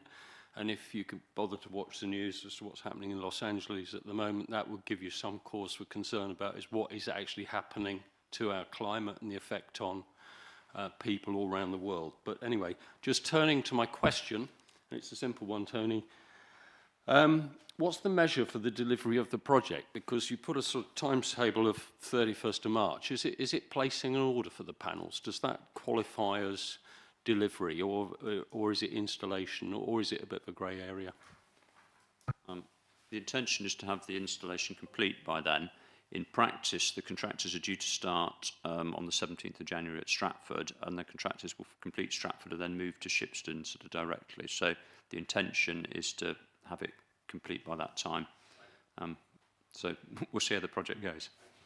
And again, I think that's following on that point where we've made about how much has it started, you know, so again, in this case, that was, you know, it was a really good question. And obviously from an accounting point of view, you know, what's your definition of starting and how much, you know, can you use in this current financial year accrue sort of thing. So I think you know, that's really important. So I think that's good.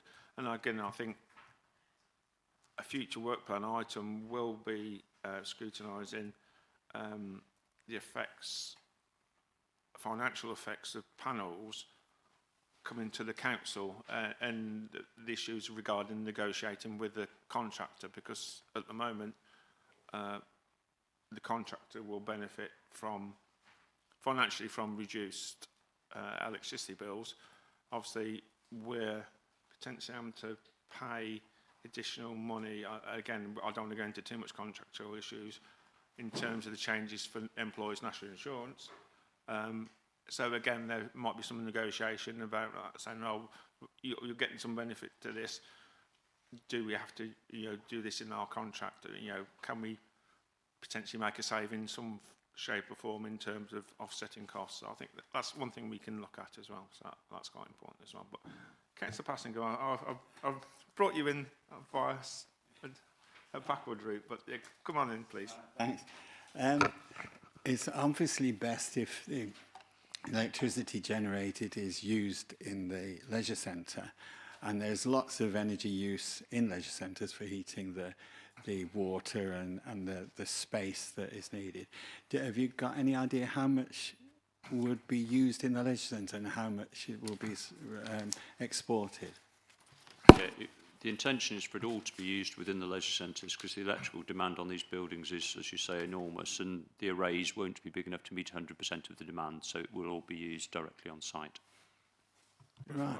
So one of the problems is the sun isn't always shining when the electricity is needed in the winter. I mean, we've had long periods with no sun this winter, and that's when a lot of it's going to be needed. And then in the summer, it's not going to be needed so much. So are there, is there any, but you're saying it's all going to be used then anyway. But I was going to ask about batteries then, but if you think it's all going to be used anyway. But there are other issues, as somebody that's used the Shipston Leisure Centre a lot, in terms of energy efficiency there, in the fabric of the building, the big, the large windows which were installed, 20-25 years ago, that are not going to be as efficient as later ones. Is there any other, and in effect, a lot of this, the improvement in efficiency which will be generated through the solar panels might be lost in other ways because the fabric hasn't been upgraded. Any thoughts on that? Yeah, we have a scoping document that sets out what you would need to do to get our leisure centres to zero carbon. The numbers attached to that are significant, and they would make an impression, a difference in the amount of public service that you could provide if you chose to sort of focus on that. So we're working with the Cabinet on our climate change strategy, and included in that as part of how we address the leisure centres. We've moved this forward because one of the things in the strategy is to sort of look for funding where it's available. There was funding available to put photovoltaic arrays onto leisure centres, so we've seized that opportunity. But that doesn't mean that we don't need to sort of look at sort of heat pump technology and fabric improvements within the leisure centres. But that's also being considered. This is coming forward at this time because it's the opportunity to do that and keep more money in our climate change fund to sort of do more sort of useful work within the district. Brilliant. Thank you for that. Councillor Fradgley, then Councillor Littlewood. I think my question's been answered, actually. Does this installation include batteries? Currently, there are no plans to put batteries in it because we think we've got enough demand to use the energy that we're producing. Brilliant. Councillor Littlewood, please. Yes, thank you. I'd just like to come back to an off-the-cuff comment that Councillor Keithley gave with regard to my comment about solar panels on the leisure centres. In no way, I want it clear, in no way do I believe that we shouldn't be doing this, and I think all public buildings should be doing this, and I think indeed the MPPF that's drafted at the moment is very, very absent and neglectful of the fact that all buildings, new buildings, should have PVs on. So I said apart from, and the English is very important, apart from our feeling good about doing something to net zero. So just a little bit offended that would my comments were taken as a negative. Just for general comment and for the public at large who's listening, I've been looking at climate change since 1976, so I think a little longer than some of the people around here. Thank you. Yeah, I'm going to say the only thing I would just add on that, I know that many of our residents would prefer solar panels to be on public buildings rather than farming land, etc. So if we can do our bit and try and encourage and set an example, I think that is really helpful. Councillor Fradley, Jenny Fradley, please. Not just public buildings. I think the public would be very pleased to see PVs on commercial buildings as well. And we've got many roofs in this district that would benefit from solar farms on their roofs rather than farmland. Yeah, I think why I said public buildings is we've probably got more influence on getting those. They would probably done more quickly, and working with our stakeholders as well, they would probably do them more quickly than other ones. In the private sector, there would have to be some drive or some financial benefit to make sure they do that. But I'm trying to say, if we can influence where we can influence the most, that would be the way to do it. Councillor Rolfe, please. Surely the financial benefit is they just put the price of the house up. Compensate for what they... Anyway. But unfortunately, it hasn't been the case. If that had been the case, they would have been, all the new houses that have been built would have had them because they have living. And at the moment, it's not happening, unfortunately, whilst it does make sense. And if they could make them as efficient and energy efficient and insulated as possible, it would then make them more attractive for people to buy, but that's not how. Last point on this, Councillor Fradley. Sorry, just to develop this, if the government had actually, in their MPPF, had actually said that... In legal challenges about this judicial reviews, about this, so I take your point, you know, things could be done better, but we all know about legal challenges and potential judicial reviews and how things go, and that would have probably delayed the process as well. So it wouldn't necessarily been the quick fix that people are advocating. Right then, we went on a bit of a tangent on that one. Anything else on the Cabinet meeting? Councillor Johnson, please. Yeah. Can I move on to another item on the Cabinet papers? It's the revenue monitoring, which is page 124 to 126. Accountancy, I've always understood to be the keeping of the score. It's a dark art, David, that is, isn't it? You know. What I'm interested, is it routine that where there's significant variances, that heads of service examine those and come up with some kind of action plan? I see quite a number of the positive variances relate to unfilled posts, and you know, if we were to fill them, would we be in more trouble than we are? It's really, is there a routine process for coming up with an action plan? Yes, there is. As a management team, we look at the revenue budget monitoring as well, and where generally with sort of favourable variances caused by unfilled posts, there's a process in place for sort of filling those, and that should sort of bring you back to budget, not above budget. And also within your budget, you'll have a factor called abatement, which sort of allows that due to sort of natural churn over the course of a year, there'll always be a percentage of posts that are unfilled. So there is a small figure that contributes to the revenue budget that facilitates the services that you want to provide that takes account of that. So yeah, we do monitor that. Heads of service would be asked to address where they can sort of unfavourable variances. Some of those, when they're outside of their control, in the extreme, if we had a lot of unfavourable variances that were outside of the control, we would bring a report back to Cabinet for an in-year revision to the budget. But at the moment, we're not in that position. We're confident that our outturn will be within acceptable levels. Councillor Warhagis, I'll bring you in a minute, Councillor Curtis, please. Yes, I apologise if I'm being spectacularly dim here, but one of the questions that we're always asked at parish council meetings is how much is the council tax going to be going up? Whereabouts in this document are those increases, please? As I am struggling to find it. I have been for some hours, thank you. The changes to council tax will be set out in the main budget documents. This is the revenue monitoring document for this year's budget that we're currently working in. Basically, it'll be £5 increase on council tax this year is what we're proposing, plus any changes to the parish precepts, which they should already know, they should have passed them on to us. But there is a list of parish precept increases. So what percentage does that £5, because it won't be £5 on everybody's council tax, it's percentage-wise, isn't it? Thank you. Yeah, the percentage-wise relates back to Band D, and it's 2.99%. I will bring you in very short. Come to the table, Councillor Curtis, and I'll bring you in this.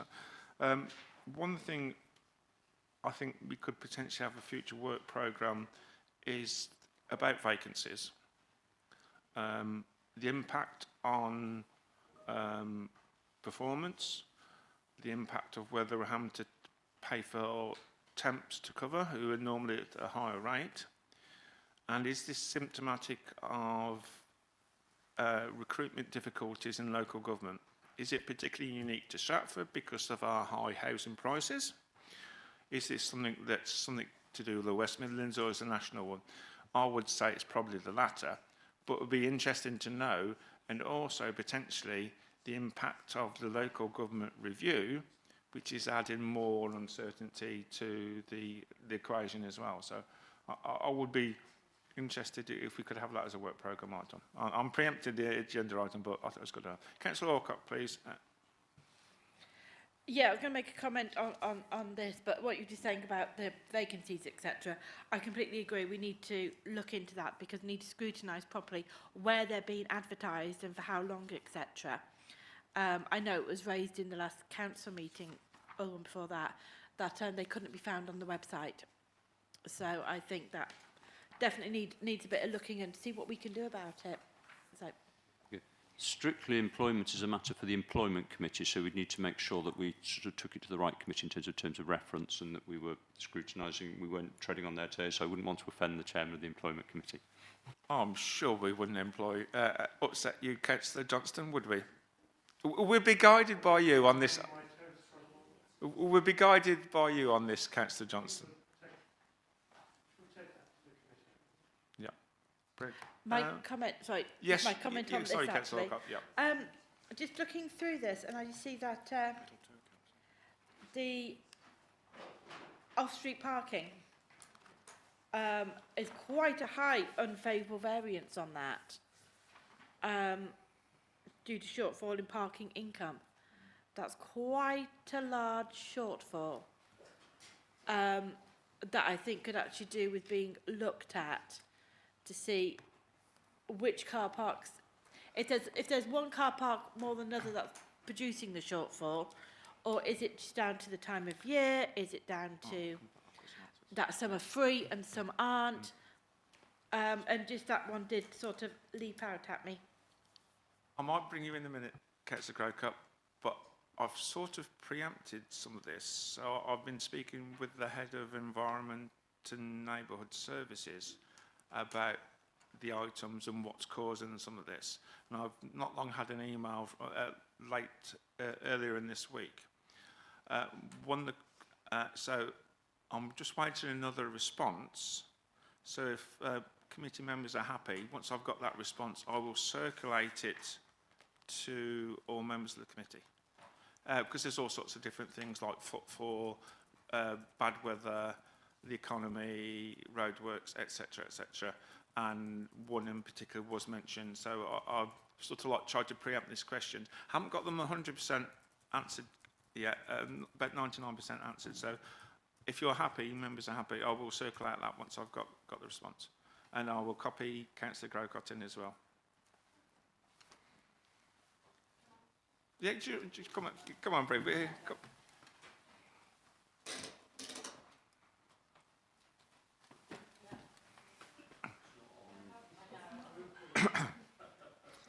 Doing Morse code.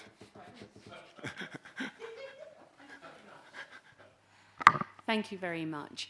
Yes, I mean, as part of the, the duties of being the portfolio holder, I do get monthly updates on all the revenue generated by all the car parks in the whole district, not just Stratford, but obviously down in Southam as well.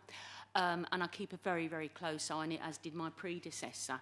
And it is very noticeable how you can actually go through comparing year on year. We have it week on week on week, exactly how many transactions, how much money comes in. And you can actually say, oh yes, that month was a pretty rubbish, and you can see it goes down. So this year I can actually look at those that spreadsheet, which is supplied by the officers. Thank you very much, officers. And you can say that, yeah, we had a really good sort of Easter time, but April, May, May, June, that's it, the weather was rubbish, and it literally came backwards and forwards between while we're doing better than we were last year to this year. So it's the thing with the car parking is extremely variable. It is a big, big income to us. I think off the top of my head about £2.5 million pounds comes in. I think that's quite, yeah. So 3.5 million, sorry. So it is a big revenue. So when you look at it in the whole context of that, 100,000 is obviously a considerable amount, but of the whole revenue generated, it's a small percentage of the revenue. However, we are looking forward. We haven't totally recovered the amount of revenue from car parking that we had before COVID. And one of the biggest downturns of it is actually parking permits. People aren't buying as many permits, believe it or not, to come and park in Stratford town.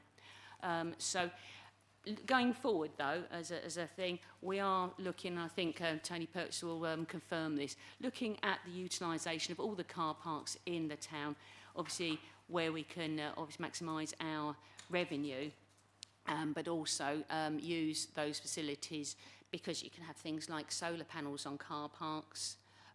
People within the town centre, in the old town, have only got access to on-street parking. They haven't got drives to charge their electric cars in the future. So I think this is a whole part of a thing moving forward to making sure that we're maximising the revenue to the district council while we're here, and creating the best value for our residents. Thank you. Councillor Curtis, do you want anything to add, please? If it's helpful, Chair, just a few bits of clarification. Councillor Wally Hoggins was asking where the council tax is. It's on page 155 of the Cabinet Papers. Councillor Alcock mentioned the off-street parking, and I think off-street parking, we're also down. There's an adverse outcome from the Tourist Information Centre sales. It's a relatively small figure. It's either 20 or 40,000 pounds. I'm not sure which it is. But also there's a reduction in planning income, and I think they are wider indications of the economic health or lack of in the country. I mean, that combined with the fact that I think in the last quarter economic growth was 0.1%. So we are teetering on the edge of recession, and I think the fall in off-street parking income, falling in planning, and that loss of income from Tourist Information Centre all point to a wider problem which we need to consider. And Councillor Johnson asked, I think, is a very good point about these additional reports, and obviously Mr. Perks said that senior management team is very aware of these adverse outcomes and addresses them. And it's just, I think what we need to ensure when we're looking at the financial reports is that the financial reports they give factual information about what is going on in the various services. And at the beginning of the reports, it always says recommendation, further report to the Cabinet or to the portfolio holder. They are rarely asked for. And I think what would be helpful would be to, again, understand that if a further report is required, it is probably for the head of service to provide that information. As I say, the financial reports paint the accurate financial picture, and that enables members to understand what's going on. And I think it's also important that, as well as understanding what has happened, what those variances have been in the last quarter or the last period, the last 3 or 4 periods, to look at that, what has happened, and see how that can be extrapolated to paint the picture of what may be coming down the line, and to use that financial information to look at what may be coming forward, as well as what's happened in the past. So I hope that's helpful, Chair, anyway. Yeah, that's fine.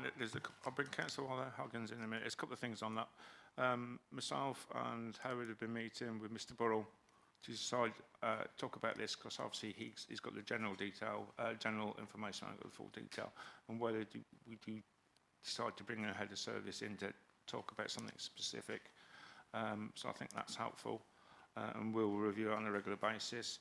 And I've also sent several questions to that, so Julie Lewis didn't have to come today, and I was looking for details: which car parks are suffering most, why, cost, location, conditions, what volatility is caused by the weather, roadworks, is income related to footfall, tourism, etc. Is it difficult to correlate the two? And that's why I spoke to Councillor Coucher about economic development, vitality of the town centres, business growth, business confidence, and we all know since the end of October, business confidence has started to fall. I wonder why, but we won't go there. Spoke about parking ride, impact of parking concessions, any particular season being most adversely affected, because a lot of things are seasonal, shortfall in income being compensated by reduced expenditure. So I've sort of tried to preempt that, and once I get the full answers from Julie, who's done a great job already, by the way, so it's no criticism of her, I will then be putting it round to members to see if they've got any views on those as well. So again, I think that's helpful, your point about if we have got some in-depth details we want on the revenue budgets or capital budgets even, we try and get the right people there. Thank you. Councillor Huggins, anything else? Yeah, it is related to what Councillor Curtis has just said, that I think actually it would be wise, it would be useful, I think, that when we have heads of service and portfolio holders coming to speak to us, that their financial report for their department it absolutely always forms part of their presentation, because some of those budgets that those departments have got are quite hefty, that our council tax are paying, and it would be, with them picking up any variances quite quickly.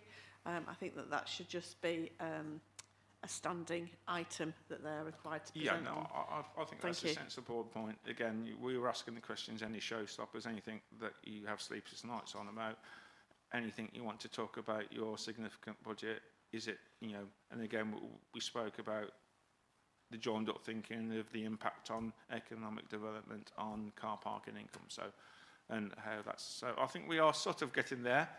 Might be more slowly than anticipated, and I'll probably hold my hand up and apologise for that as well.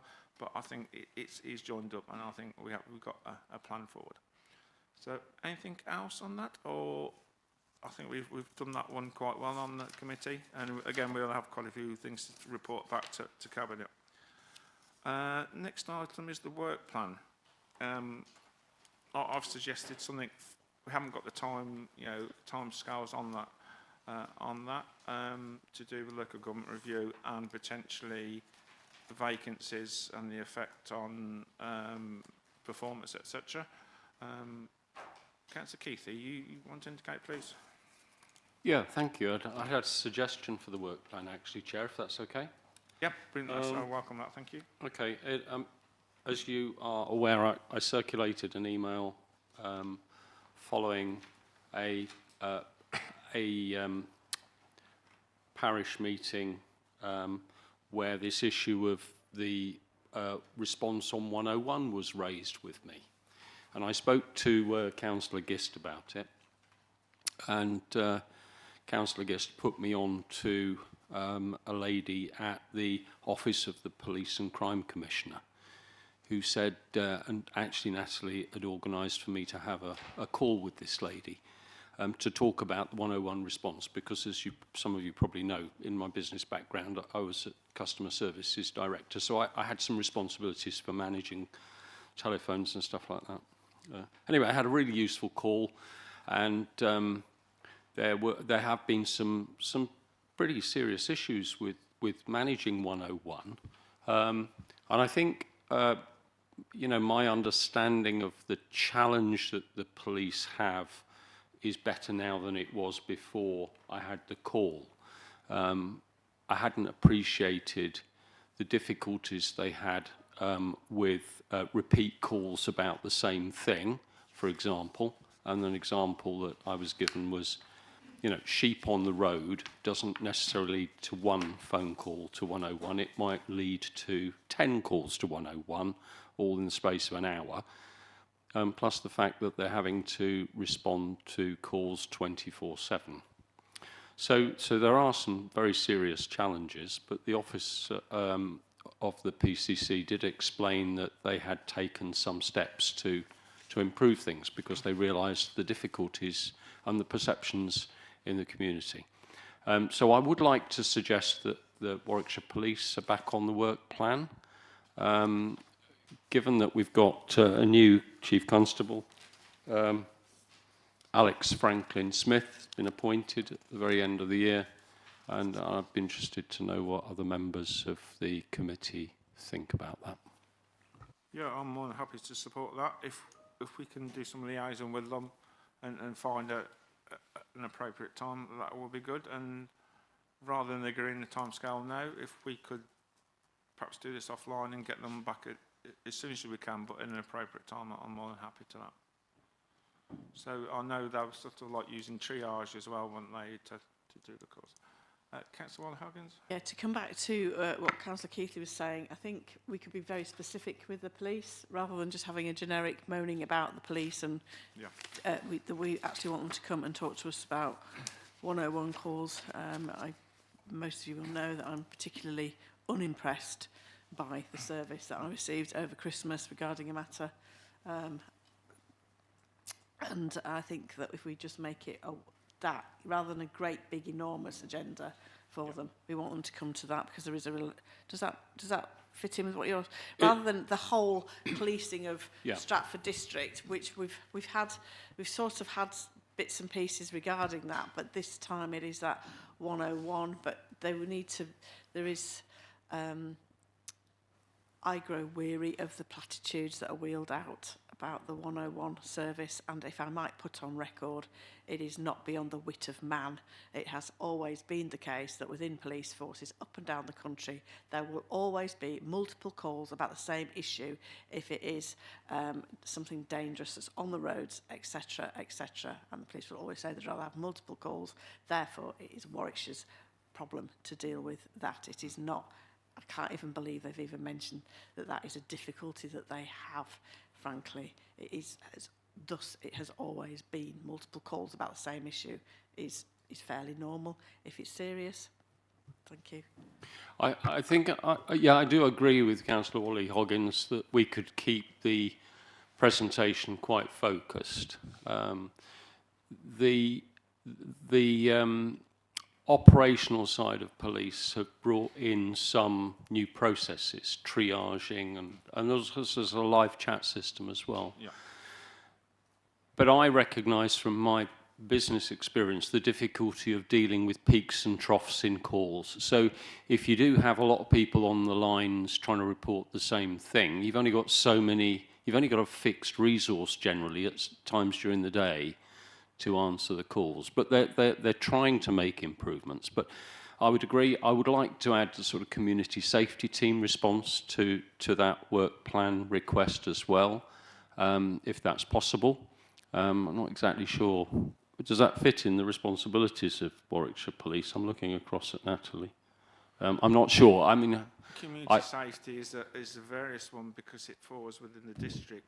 But the district have got responsibilities under community safety, so is the county and so is the police. So the reason I ask that is my personal experience of trying to report something that was happening in town, and the police had said they'd engage with the officers that were in the CST to come out and see it, but of course, you know, there wasn't a resource available. So something around the resourcing of police to respond to issues, which fits quite nicely with 101, because if you can't get through to somebody to come, then you tend to use the 101 line.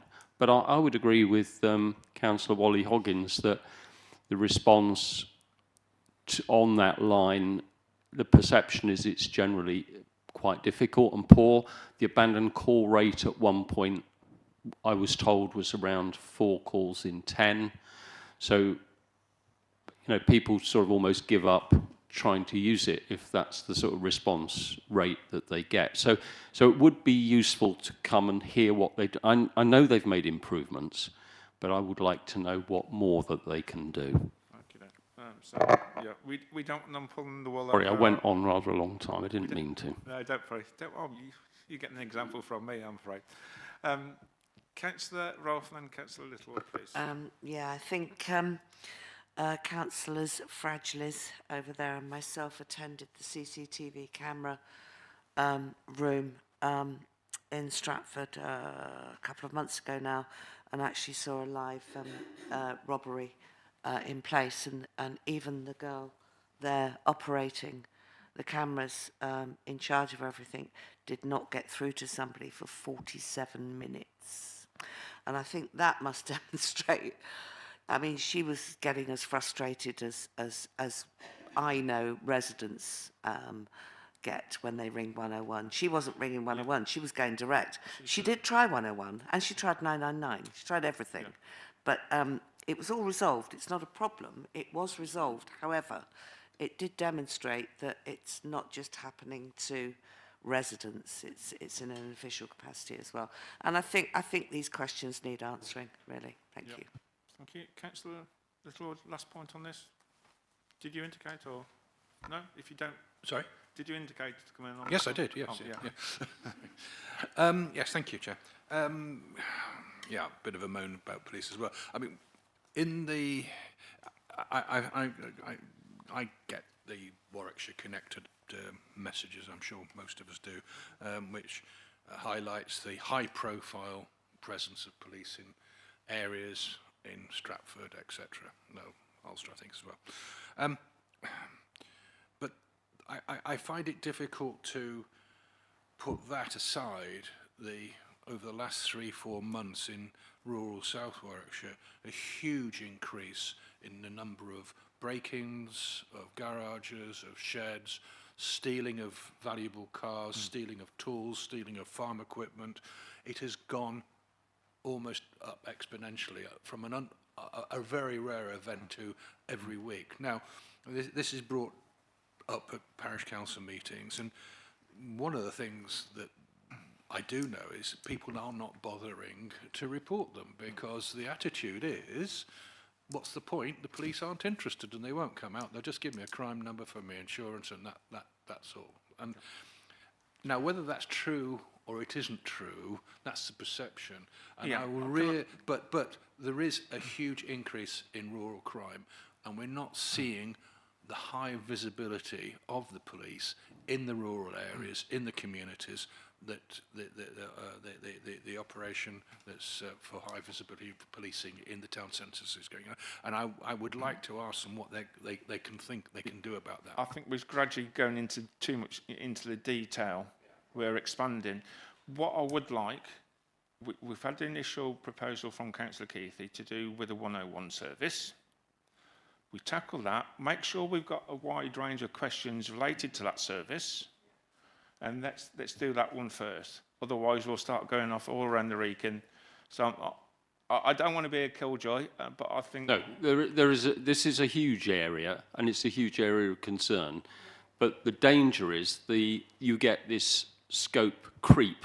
So you get people in, and we don't actually ever get down to the nub of the problems. Yeah. So we're better off following the suggestion of Councillor Wally Hoggins that we keep it quite specific. Yeah, and in the meantime, whilst we're trying to arrange for them to come in, can we start considering some questions in advance to put on that? It's worked in the past really well. Last few meetings where we've had guest speakers, where we've had some really in-depth answers to our questions because they've had time to do them.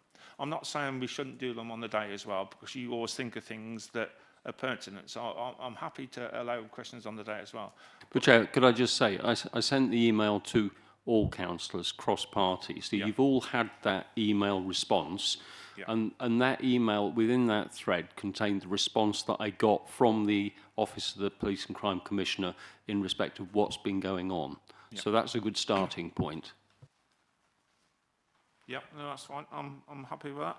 Could I just clarify my point on rural crime? It was a separate issue and a separate question could be done as a separate session and invitation. Brilliant. That's good. I'm more than happy with that. Thank you. This is slightly political. Forgive me. I know. Look at your face falling at me, Councillor Johnston.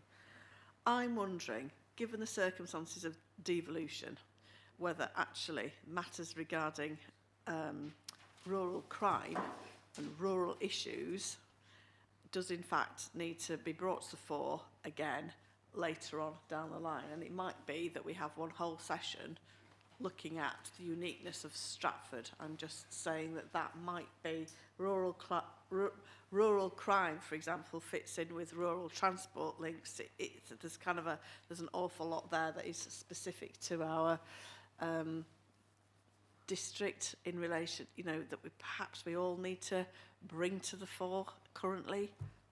Does that make sense? We'll have to scope that one as well. Yeah, so if we can have a think about that as well. Can we? Is that all right? Thank you. I think that's happy.